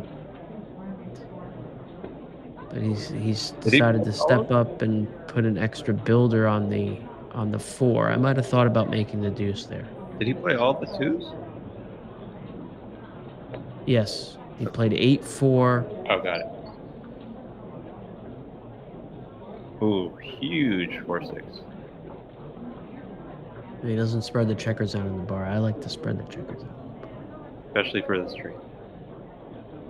So Victor's going to think about doubling here with 9 numbers that point on the 5 point. Or at least 3 builders, I usually. What is this? Aces? 2-1. Or 2-1, okay. Now I think that this might be a double. 3 men back versus 1 back, and you have the rack. Okay. Snap take with the 5 point. Seems fair. Might have thought about it in an extra second.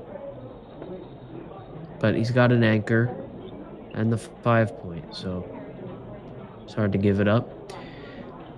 Now, down in the race, this might be a time that you want to try to build the prime with extra men back. So you could think about slotting the bar, but against a better board, a better judgment might have been to not do that yet.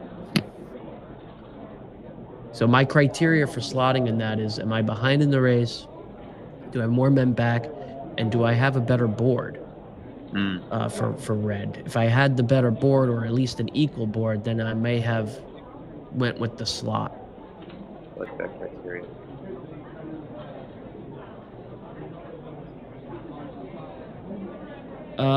White 6-4. I believe I would make the bar point and have a 5 prime against 3 back, rather than running. Yeah, that seems nice. I think he's gonna cube if he doesn't get. Even if he gets it, he might have a cube. Yeah. The cube's been turned. Oh, I'm sorry about that. Okay. So he's thinking about running the checker out, I guess, 24-14, or making the bar and leaving a shot. I would make the 5 prime against 3 back, because if you run out, you can get hit with a deuce, and also 5-4 and 6-4. And red would be happy to hit from the back. So I would have made the prime. Victor's obviously one of the best in the world. I would have made the prime. Okay. I would have made the prime.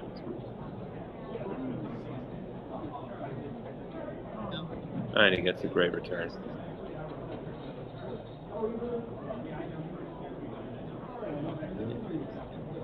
So that 6-4 will be interesting from the comments when we get to that. Yeah.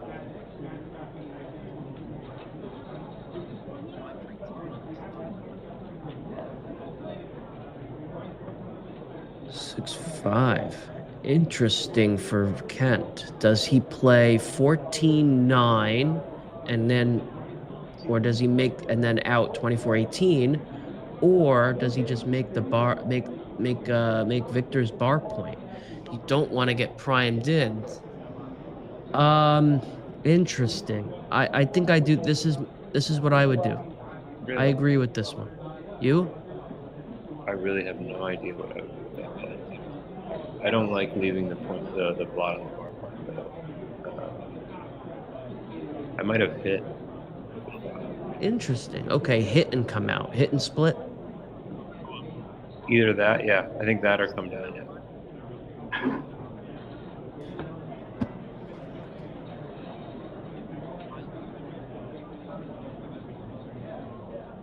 2-5. Not a great roll. Is this a time now? Now, does Victor want to hit with the blots around, play 6-1, and try to go for a gammon that way with one fan? Is this a? I don't know if this is a game you want to play passive with 9-4, which is the other option. I think I like this with the 3 blots. You? This makes a lot of sense with a better board.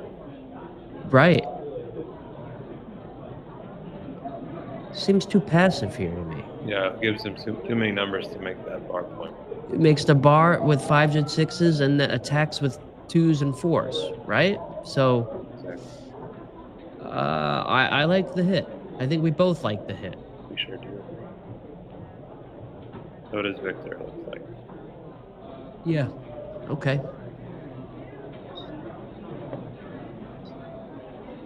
It's a good roll coming in. Do we hit? I think so. With the blot behind me, I'm happy to 3 men back against more men back. I try to make the 4 points. The most important point of the board right now. I'll leave that part. It's not it. Okay, he decides to play safe. I would have hit. Alright. Again, we make the prime, right? Yeah. That's what I would have did a couple rolls back.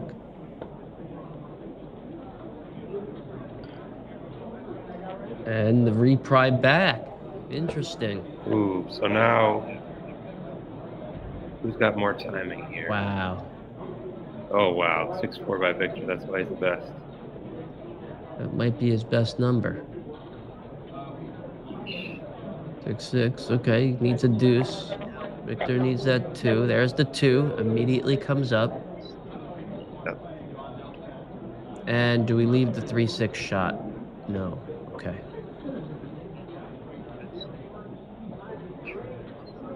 He's gonna Okay. hit now. Head off the front. Classic prime versus prime. These are really hard. That's not a good roll coming in. It's pretty bad. With that 6-4 earlier, Chad is letting us know that running was correct. Okay. Hey Dimitri, what's up? Running was by how much? 053. Okay. Definitely worth a thought either way, but that's why Victor's Victor, you know? Yep.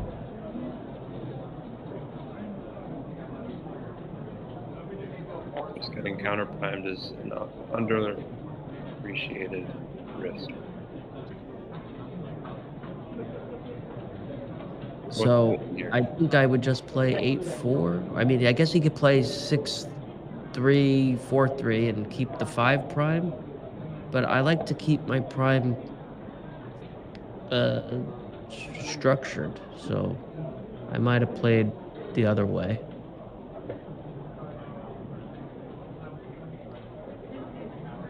I wouldn't have come past the 4 point. I could be wrong. I would have played 8-4. Did you have any thought on that play with the 3-1? I don't know. The thing is, he's gonna have to start breaking the back of that prime anyways on his next shake. So may as well. Keep it nice and flat. Just, right, keep the prime intact. I think, yeah. All right, you thought about the double cube. This is a good roll. Yeah, pretty good. Just can't have a re-cube next roll. Yeah, I think so. I think it's a double and a pass. Yes, there's only really one play here, I think. Unless what's he gonna break is clear a 6 point? Clear the 8 point.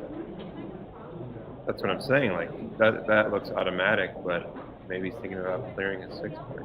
Remembering the no shots, but Yeah. By the way, I showed that double fives to Victor just a moment ago. If you remember them from last match, yeah. immediately played the 6-3 or 6-1 3 times. Okay. Immediately. Not Yeah, even a Yeah. no shot. 11 numbers versus 0 numbers, right? I mean, Yeah. So you were right on that. this is tough. Because you could keep blocking the sixes and you want your opponent to play a 6 up if you or this was my instinct, was to keep the 6 point and play it this way. I think this might be a double. Gotta be. 6s and 1s are marked losers, right? Yep. And even what, a 5-4, I mean, you just kind of, Yeah, like he's playing safe and sound, just clearing the 9 point with any random 3-4, 3-5, whatever. And Victor's gonna probably clear that bar point in the next roll or two. yep. I think it's a double and a pass. 8 away. Yeah.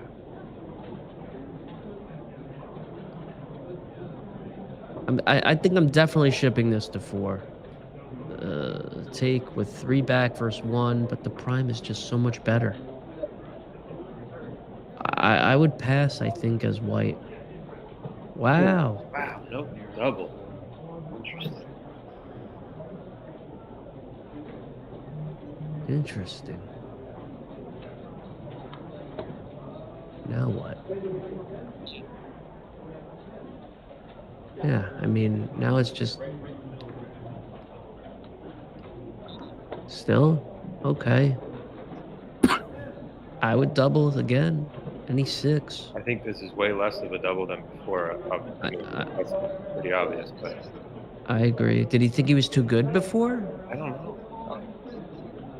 If he doesn't Interesting. Yeah, it looks less like a double now. If he doesn't roll a 6, if he rolls any 5 that's not accompanied by a 6, it's not great.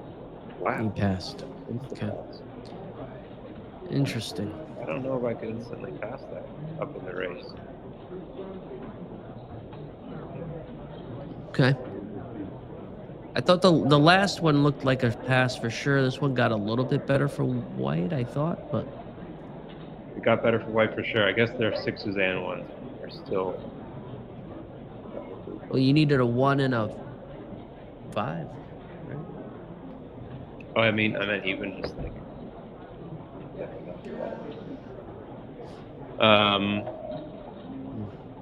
Can't take that cube, Dimitri says. Okay. Yeah. And the roll before was a double, I imagine, right? Oh no, Dimitri's mentioning this cube that we believe Kent should have thrown a roll earlier. Dimitri didn't think he should have shipped it? He did. Yeah, that's right, yeah. Pretty much. He said he couldn't take it. Yeah, we thought double pass as well, so. So the next roll, I'm curious about that next cube decision. And we just split, right? Yeah.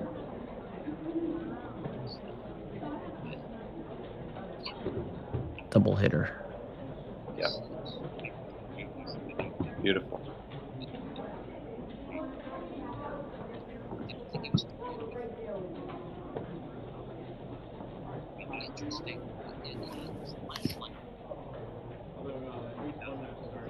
Or 4 for who here? For red, right? For red. Oh no. So I guess white. White dance. Excuse me. Oh, okay. He was thinking about doubling. I'm curious, chat. Both of those cubes were big passes. Yeah. So he missed it on the roll before. Okay. All right, Victor comes in and hits.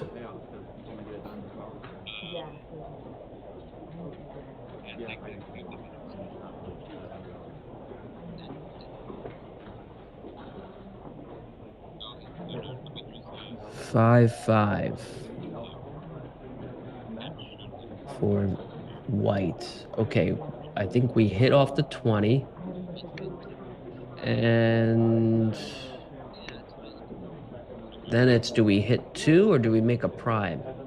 I like this. Make a little prime in front of 4 checkers.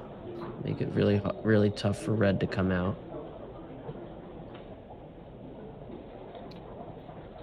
Now I would slot the 5, or do we make an anchor?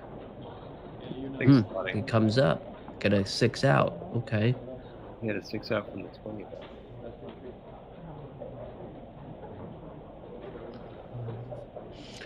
I would hit, I think, off the ace, because now our priming game is done since we rolled double 6s from here. Now we just have to attack. It's a good roll for Kent. Great roll. And pop up. Seems okay. Victor preparing to escape the last guy. Interesting. Okay, with the double anchor, you can play pretty aggressive, so I would just hit off the 5 and come out with the 20 to 15. Yeah, that's pretty solid backing play.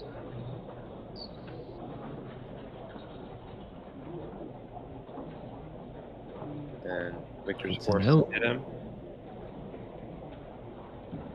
Kent comes in here, he's usually in good shape. Oh, no. Victor is down 3-0, gonna double. I guess take with the 3 and the 5, and with the ace point made already. Instantly taken by Kent. I don't know if you can take that with 3-0 lead. Yeah, especially with all those shots to get a second check. Curious what Kat thinks on that one. I think he's got a good enough timing to play the game, and could get a shot. 3 and 5. With the ace point made, that's 2 checkers out of play, really, to work with to bring it home safely. So fair enough.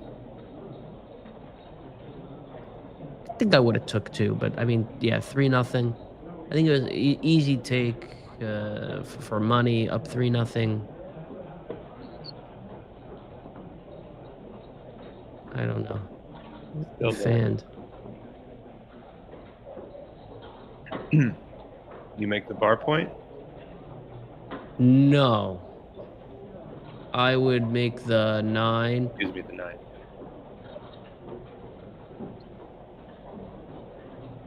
Or do we want to or do we just want to pile them up on the 8 point? Just 13-8, 9-8, and don't have a point to clear. That might be right.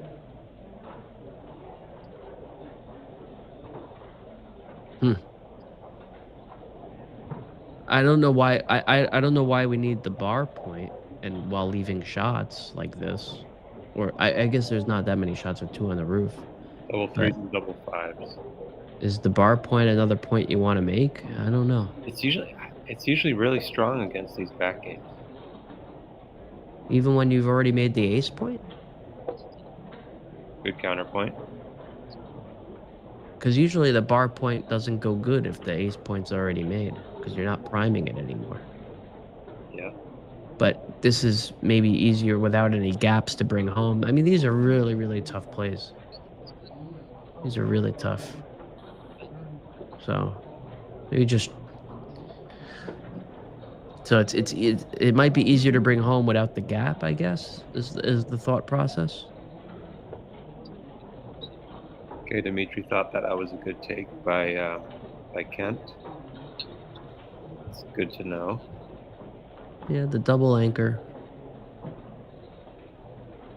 Usually you can double a double anchor game when you have 3 points to clear or less, and here obviously they had way more than 3 points to clear. He wasn't even clearing points yet, so Right.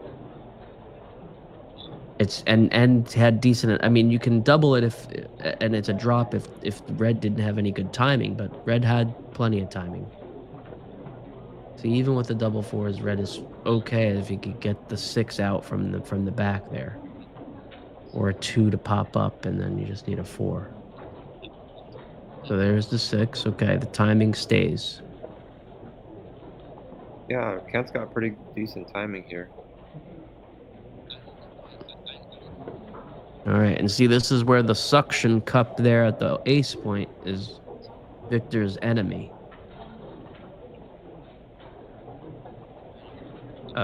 I would play 11 to, yeah, okay.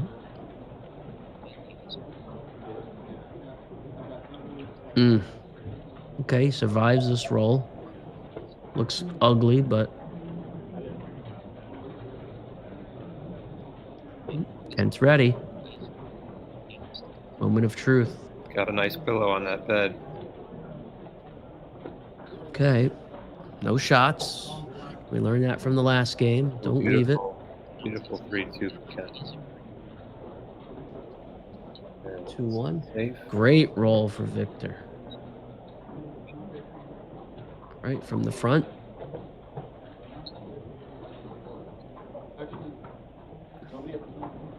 Okay, that plays in and up to the ace. Okay.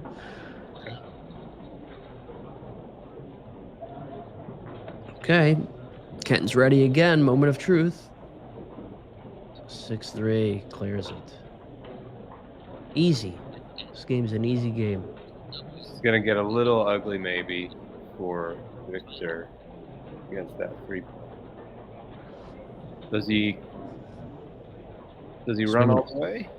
Swing it around or waste pips? I think he just run it.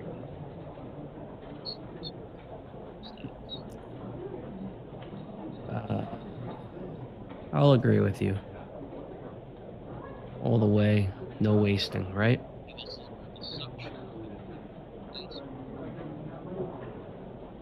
$20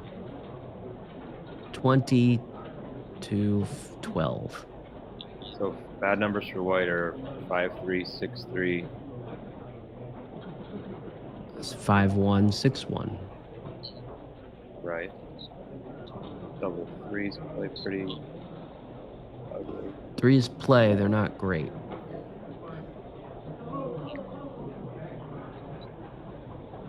So what did we count there? 2, 4, 6, 8 shots?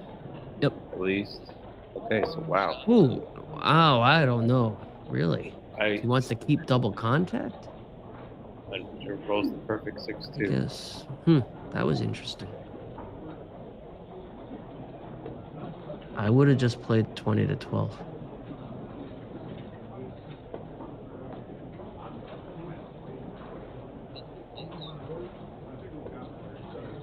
Curious what chat thought about that 6-2 by Ken.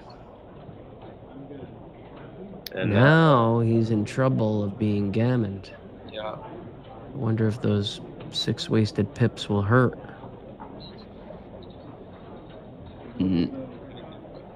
It may. just rolled doubles again, Yes. and now it's Cannon City. Wow.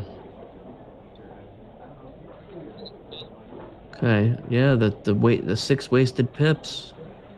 It's gonna hurt.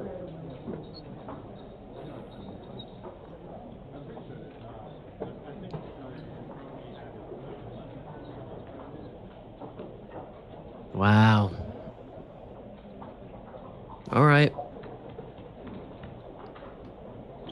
Okay, so Dimitri thought with that 6-2, if I'm understanding, that you can run one checker from that 3-point anchor.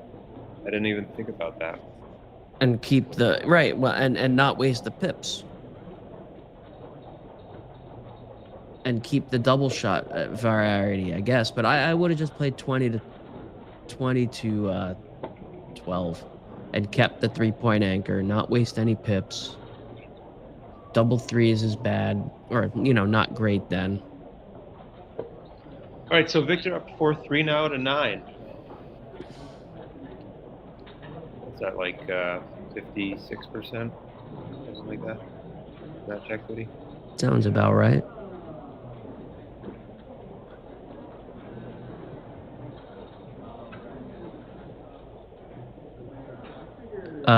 Inside point or make the 9? I guess we make the 9. Chat's talking about the board. Some of them like it, some of them don't. It's a lot of colors.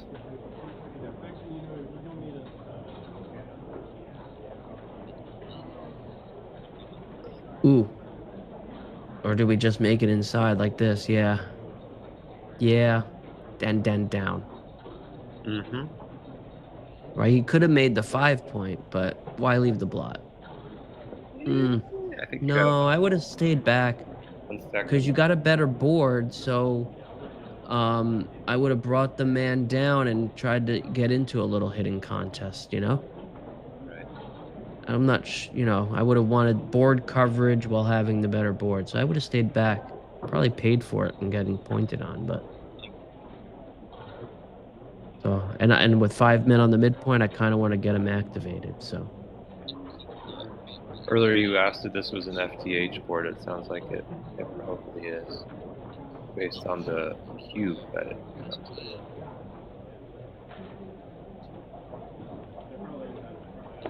The only thing, I think the FTH usually has like the slot to put the cube in it, so I don't know. Maybe. Where is the cube, by the way? Yeah, where did they put it? I don't know. I don't see it either. It's off the side. All right, who's 4-2? It's Ken's 4-2. Okay, I like this. Make a point. Always. Who doesn't like making points? Make points when you can make points.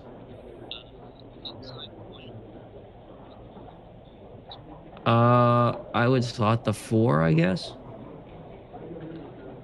Is he thinking about coming up? I'd slot the 4. The 3. 8-4. Is it 3-1 or 3-2? I see 3-2. All right. In any case, I'm slotting the 4, whether it's 8-4 or.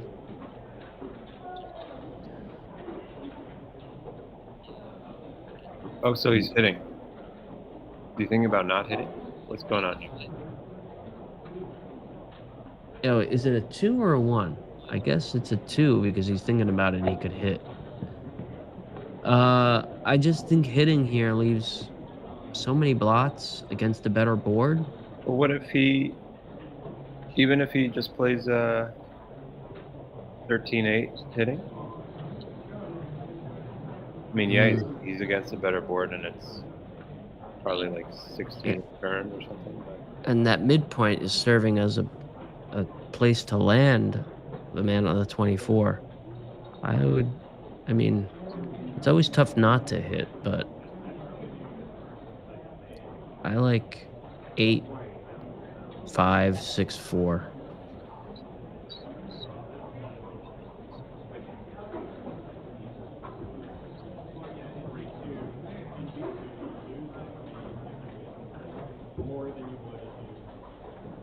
He's not even thinking of that, so maybe I'm way off base, but Victor's spending some good clock time on this. I would play 8-5-6-4. I don't understand the point of bringing them both in. I guess he thinks he could hit a fly shot and then he doesn't want to have the blot in the board, but at that one I don't get. It's curious not to at least And he's rewarded for not coming off. That's why we were saying don't break it, because you need that landing spot. So I agreed with not hitting. Just I would have played it a little differently. So what's the race? Okay, so these we like to count, make sure. I'll count white. Oh. All right, he's got 55 outside, 70, 100. 106, 110 for white. 90. Wait, 110 for white? Yeah, 110 for white. Oh, Well, he just came in. Hold on. No, he's got. No, you might be right. Actually, I think it's sorry. 94 right now. For who? For 94 for white, I believe. Red's got 30, 36, 44, 55, 75, 84, and 2. 86. 86, and white has how much? 86, 39. I think it was 112.95, something like that. Really? I counted 86 for white. I'm not fast enough with the count, I guess. He's got.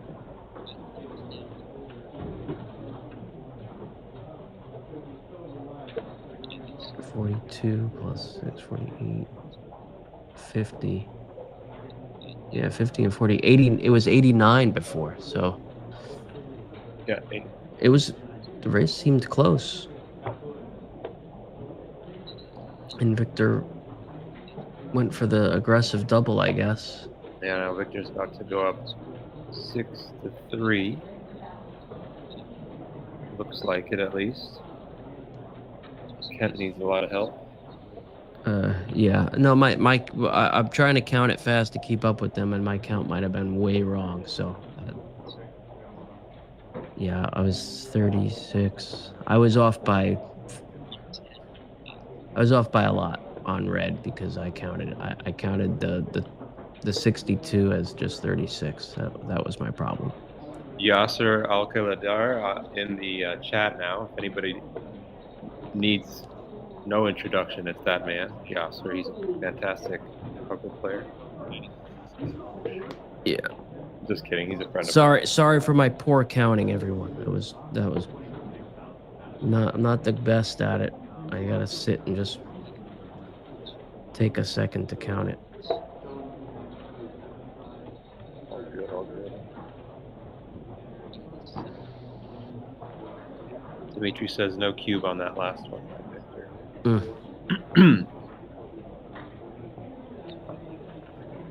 All right, 6-3. Victor is 3 away against 6 away. Do you know that one, Henry, or no? What the equity is there? Yeah, 6-3. I would guess it's something like 70%, 65% maybe. Sounds about right. All right, so Victor's just gonna get an anchor at 3 away and play pretty safely. 2 points inside.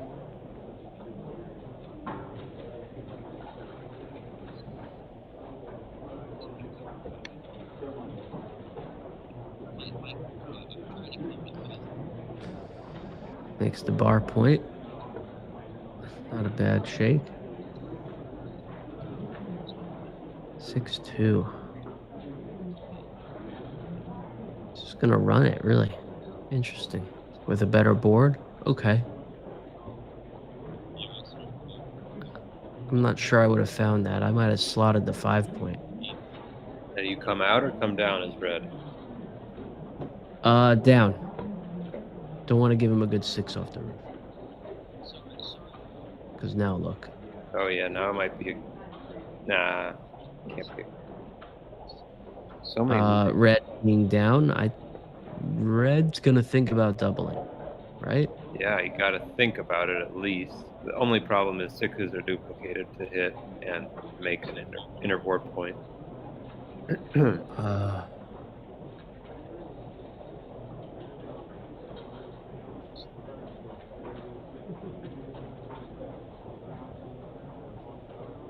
Interesting. What would I do here? That one's tough. Gee, this is maybe his worst number. That was tough. I don't know what I would have done on that one. I would have definitely thought about it.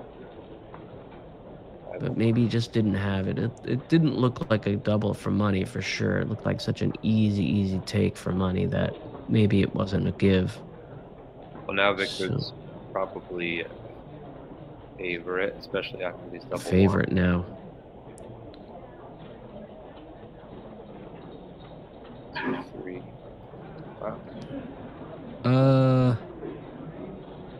Okay. And then 11 to 10, right? Yeah.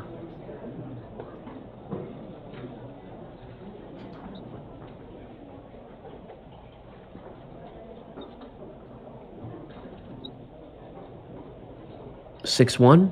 Yeah, it looks like he's thinking about making the 5-point. I mean, really? Why? Why not just make the bar? Why leave him a shot with a 4-point board? I don't know. I would just play 13-7. And then just try to win slowly this way. Yeah, well, I wouldn't leave a shot. yeah. You just let red break his outer points and come to Seems you. right. Then 5s come out and 6s make the point inside. So this seems fair. I would do this. 6s play really badly for red the other way. He's really interesting. I would not do this. I would just make the bar a point. And interesting. I would not have made this play. Now he gets hit. Now he's scrambling. Comes right in though. Not scrambling. Definitely not scrambling. All right. Was he right? Anyone on that one? I would not have made that play. Me neither. I think this is a situation where you bring the guy around. You don't make the bar point. You gotta, when 3 men are behind a 4 prime, you gotta, and you get a chance to move him out, you gotta do it. Don't want to get stuck. This is a double. Right? No. Okay.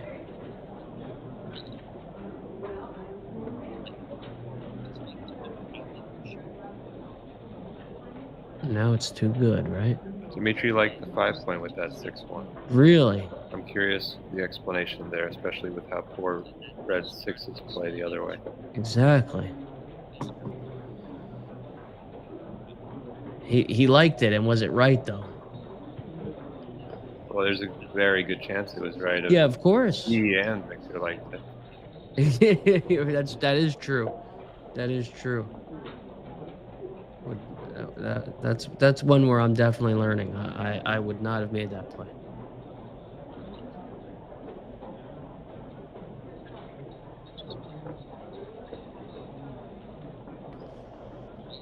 So not much going on here. This is just... Yeah, Kent's just hoping to not get gammon at this stage. 6-4. Slot it, right? Put it right where it wants to go.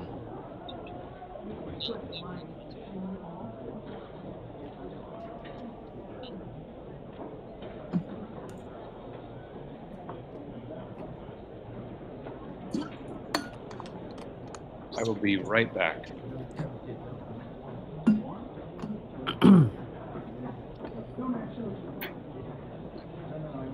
So Victor just looking to put his checkers and make the mountain. I like to put him on the 5, 4, and the 3-point here. Make the mountain.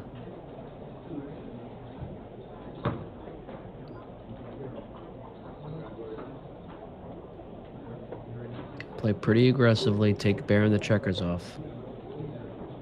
When Red's board's crushed, you can take liberties here. What is it? 2-1. Again, I wouldn't break the back.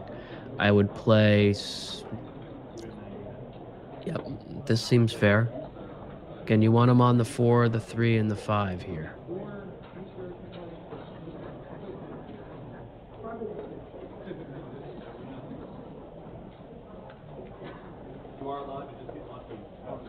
Okay.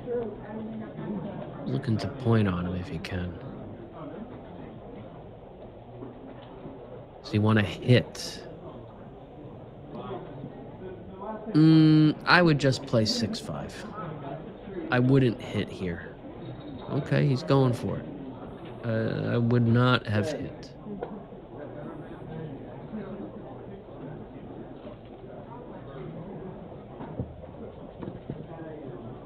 Interesting. 2 off the 4-point cover and take 1 off? Or does he want to get cute and play 2 off the 6 and try to pick up the second checker again? If he gets hit. But you're risking the 1-6. That's another way to think about it. This is what I would do. I don't see too many gammons. Just play safe.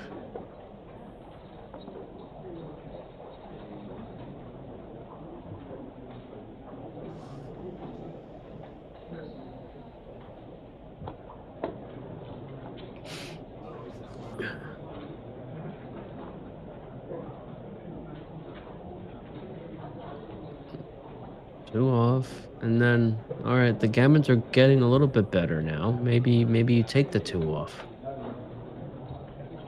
Okay.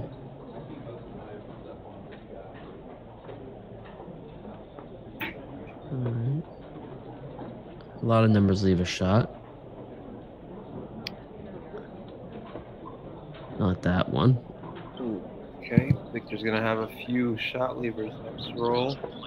Dimitri gave us a pretty strong reason for making the 5-point there with the 6-1 and leaving that blot on the bar. The idea is that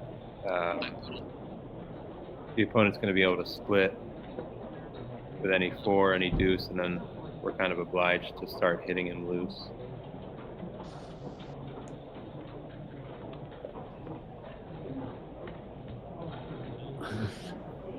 And what did the computer say? Apparently, it was a blunder to make the bar or anything else. Really? Yeah. Okay.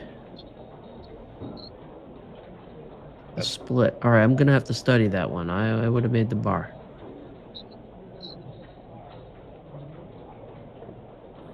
I mean, inside points are inside points, so there is that.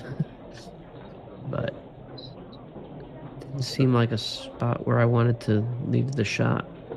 So Ken plays the aggressive 5-4 opening and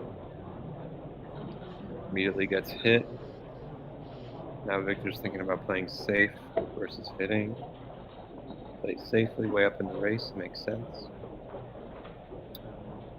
Now Kent's probably going to make 2 points. But Make the 20, and yep.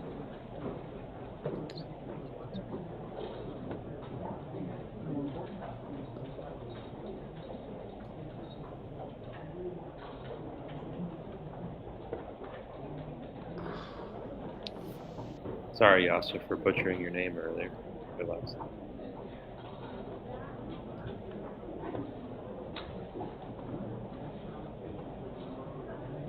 Makes the bar point.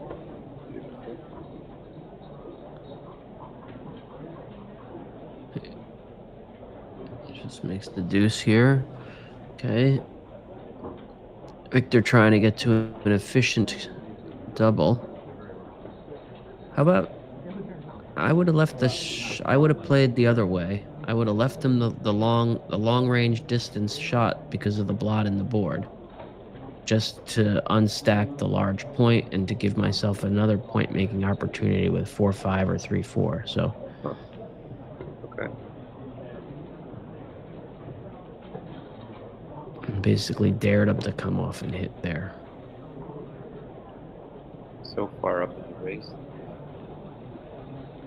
I may have made that safe, but I like your thoughts. Okay, so now Ken is just hoping Victor leaves a fly shot, and he does. Oh no? My face is going to stack. We learned this before. No shots. Leave nothing here.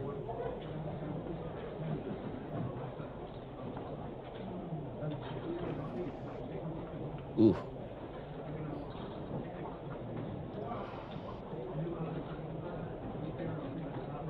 Do we come to... Do we go to the ace? Or do we just bring 4 down? He does. Interesting. Yeah, push him up. And he's rewarded. Come in on the 4. And then come out so that you can bring the guy around the next roll. Ah. What's the race, though? Interesting. I think I would just come out. The race is Red's got what? 44, 84, and 25 is 109 and 7. 116 before the roll. White's got about 138, I think. So he's winning. I would just come out. Yeah. Maybe he doesn't want to leave those shots. And what's he gonna do? Make that 9 heavy and then go to the deuce point, right? He plays those. I would play 13-9 here. I wouldn't leave that many shots. Yeah, absolutely. 6-1, 5-2, 3-4, 6-2, and double 4s. Nope. I mean, down 7-3, he's got to think about the doubling cube if you were up in the race and with the shots, right? I don't know, again, what the race exactly was, but I would have thought about the doubling cube with that many shots, 7 sixes, right? And I mean, six rolls for the 7, plus he had 8s, which was 6-2 and 5-3 blocked, but 4-4. So 9 numbers hit and up in the race. I think it would have been worth a potential double.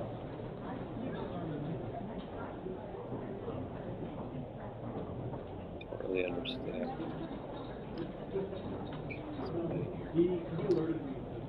Kent's got such a better board. He's trying to give as much contact. All right, run the checker around. Not that one. Go to the 6 point. Yeah. With the last one. Just 1 pip. Why not go to the 6 point with the last one? Okay. It probably doesn't matter, but that just would have been my instinct. Yep. All right, nice and safe. Well, do you want to stay back? What's the race? Oh yeah, 30, 40, 61. Runs.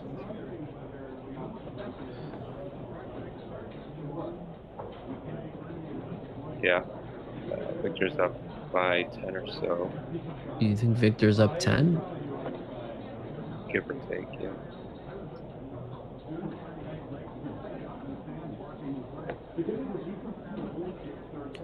$40, $50, $54, $63, and $2, $65 for red.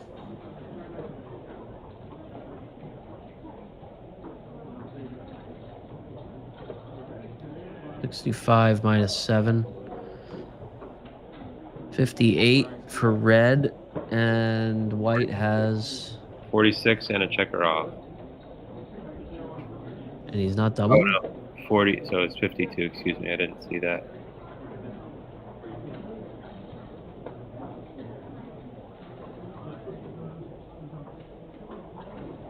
Five, 2. Okay. And I'm Alright. catching up with those. When's 5s. this cube coming? It's Yeesh. More 5s and 4s for Victor. all right. Now we got to count again. 29, 30, 29, 35, 39, 40 for red.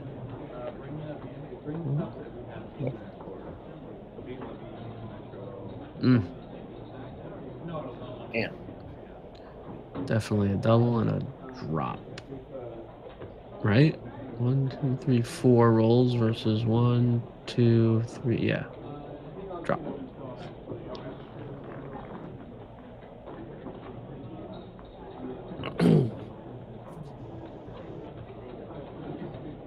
All right.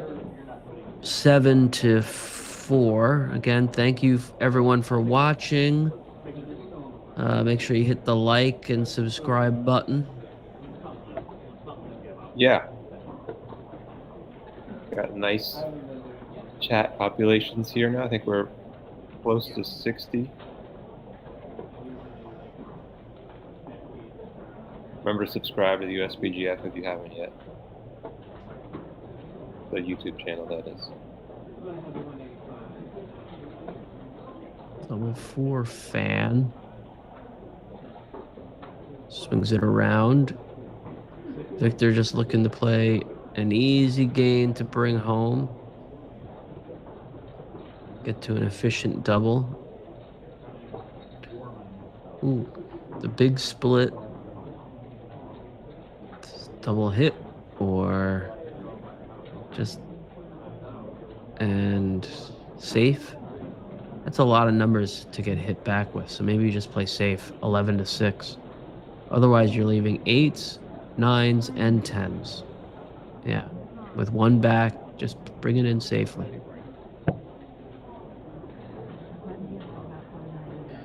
So, I would make the anchor, and then I would come down 13-8. What about you? Yeah, that seems pretty straightforward. Okay. Especially down in the race, you don't want to pop out yet.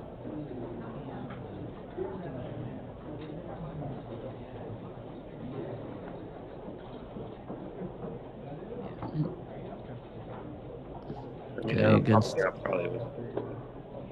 gets the double anchor. He's not going to double. Okay, point's a point.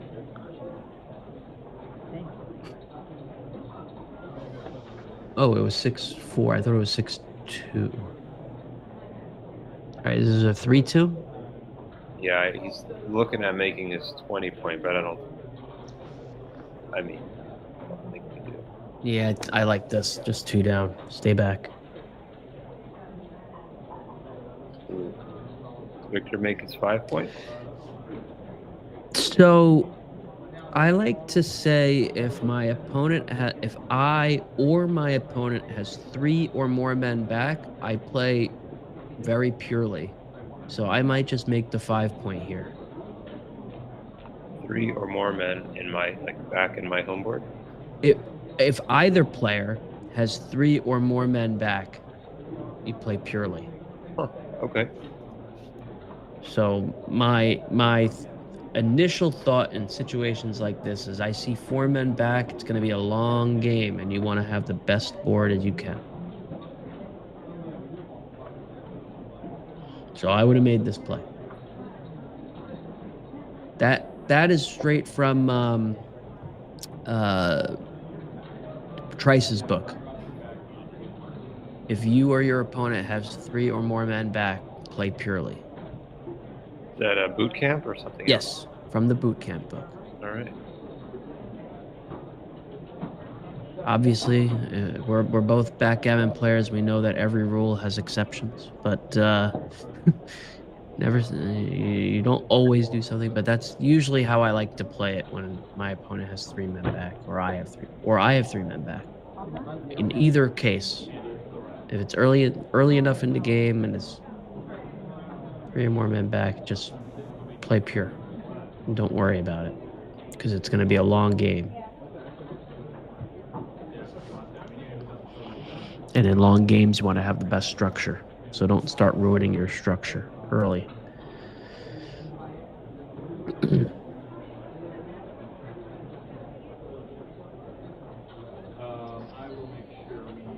Okay, he's got to come out from the back. Keep your board. Never break your board.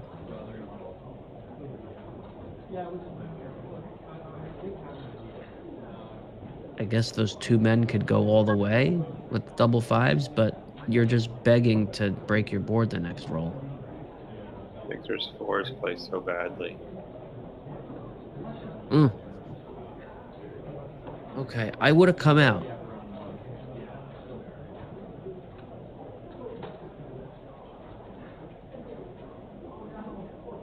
I like this.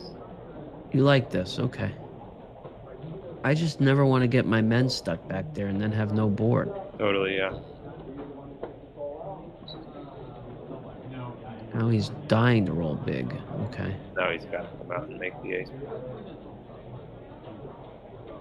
No choice. You can't break your 6. Right? Never, Right? yeah. Tell me I'm No, right. of course, yeah. I think the choice is whether what to do with the ace, if it's make the deuce or just come all the way. Okay. Oh, right. Double this? Well, what's red's take point?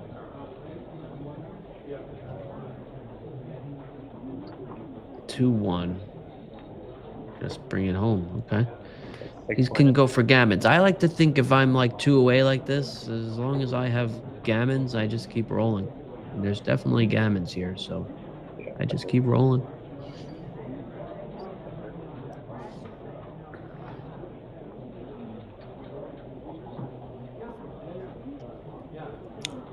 I would roll.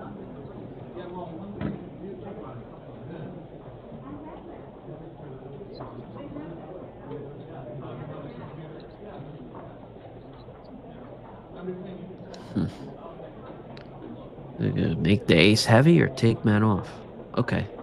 Yeah, and then make the ace. Now you can hit pretty freely. Beautiful. Beautiful 3-1. In the slot. Again. Think about it. No. Okay. So Victor's going to be playing against a 2-point anchor, it looks like, in just a second. Now is he gonna double? I could see just cashing out right here. Does he have any rolls that leave a shot right now, though? That's the thing. If he has no rolls that leave a shot, you might as well roll on. 'Cause something leave a shot. 6-3, you know, plays. 2, I believe. 6-2. Okay. Nine, yeah, 6. Yeah, 6-2 is a shot. So, maybe you just cash out and move on.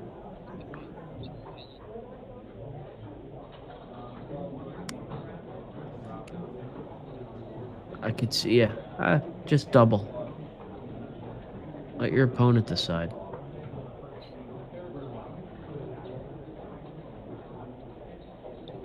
Yeah, I think you just roll on with this many gammons still left to play. 2 off.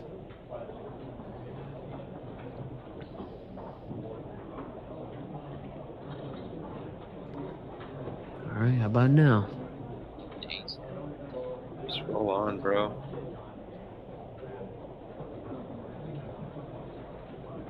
Now 6-2 plays, right?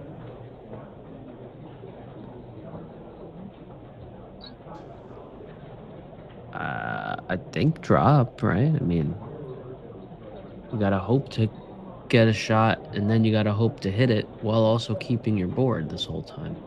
So 6-4, double 5s, double 6s.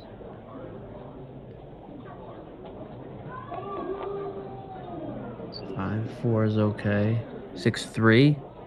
6-3 is a shot. Yeah. 6-3, 6-4, double 5, double 6. 6-1, 6-2 is okay. 6-5 is okay. Okay, then what about the 5s? 5-4 is okay. 5-3 is okay. 5-2. 5-2 is okay. 5-1, okay. 4-3. 4-3 is okay. No, wait. Yeah, 4-3 is okay. 4-2? What about 4-2? 4-2 is A shot, right? looks like it. 4-2 a shot. Okay. Yes. 4-1. Okay. 3-3. Okay. 3-2. Okay. 3-1. Okay. 2-1. All right. So I count, at least quick count is 2, 4, 6, 8 shot leaving numbers. Mm-hmm. Then you have to hit it. So you're going to get a single shot at it. probably, right? 11. You're going to hit it a third of the time and get it a quarter of the time, right? Ish. And So when you hit it, your opponent still is going to have. I think a hit is a win, or 95% of the time you win if you hit. So he's going to get a shot 25%, and then he hits it 33%. So that's like 10% of the time, or I don't know, 8% of the time I would have passed. You? Yeah, I wouldn't take that. I mean, the gammons are killed from that side, so this seemed like I would play down 8-4, which is 5 away, which is what? 16%.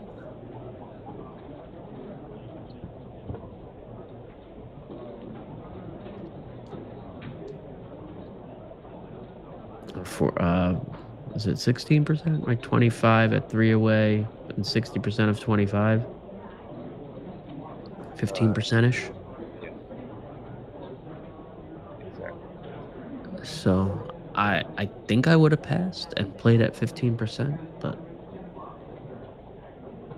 maybe you get repeating shots like these potentials. Again, that's just the way I would be thinking about it over the board, right? What if I go down 8-4, what's my take point? How many shots am I going to get? 25% of the time they leave it and I hit it 30% of the time. Again, I'm not the best with all the math, so that's how I would think about it over the board and try to get ballpark it. Again, with the clock running, the pressure on, right? Yeah. So what do we have here? 3-1. He's got a 1 to play, and he decides to do that instead of taking off. Chat's letting us know that it was a pretty big pass. Okay. It's disappointing. Kind of wanted to commentate a little longer.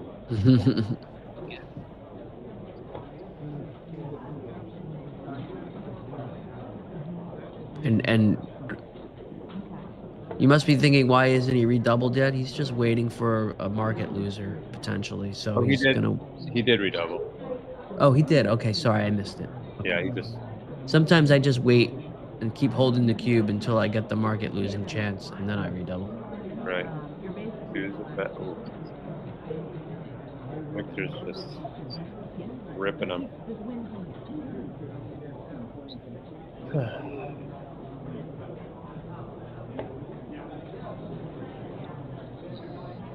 Okay. Now or never.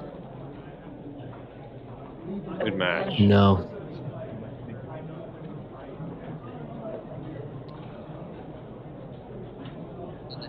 Huh. Well, he could have. I don't know why he didn't. I mean, obviously the chance is very slim, but if white rolls double aces there, he would have had a shot at one checker. So I would have just played it on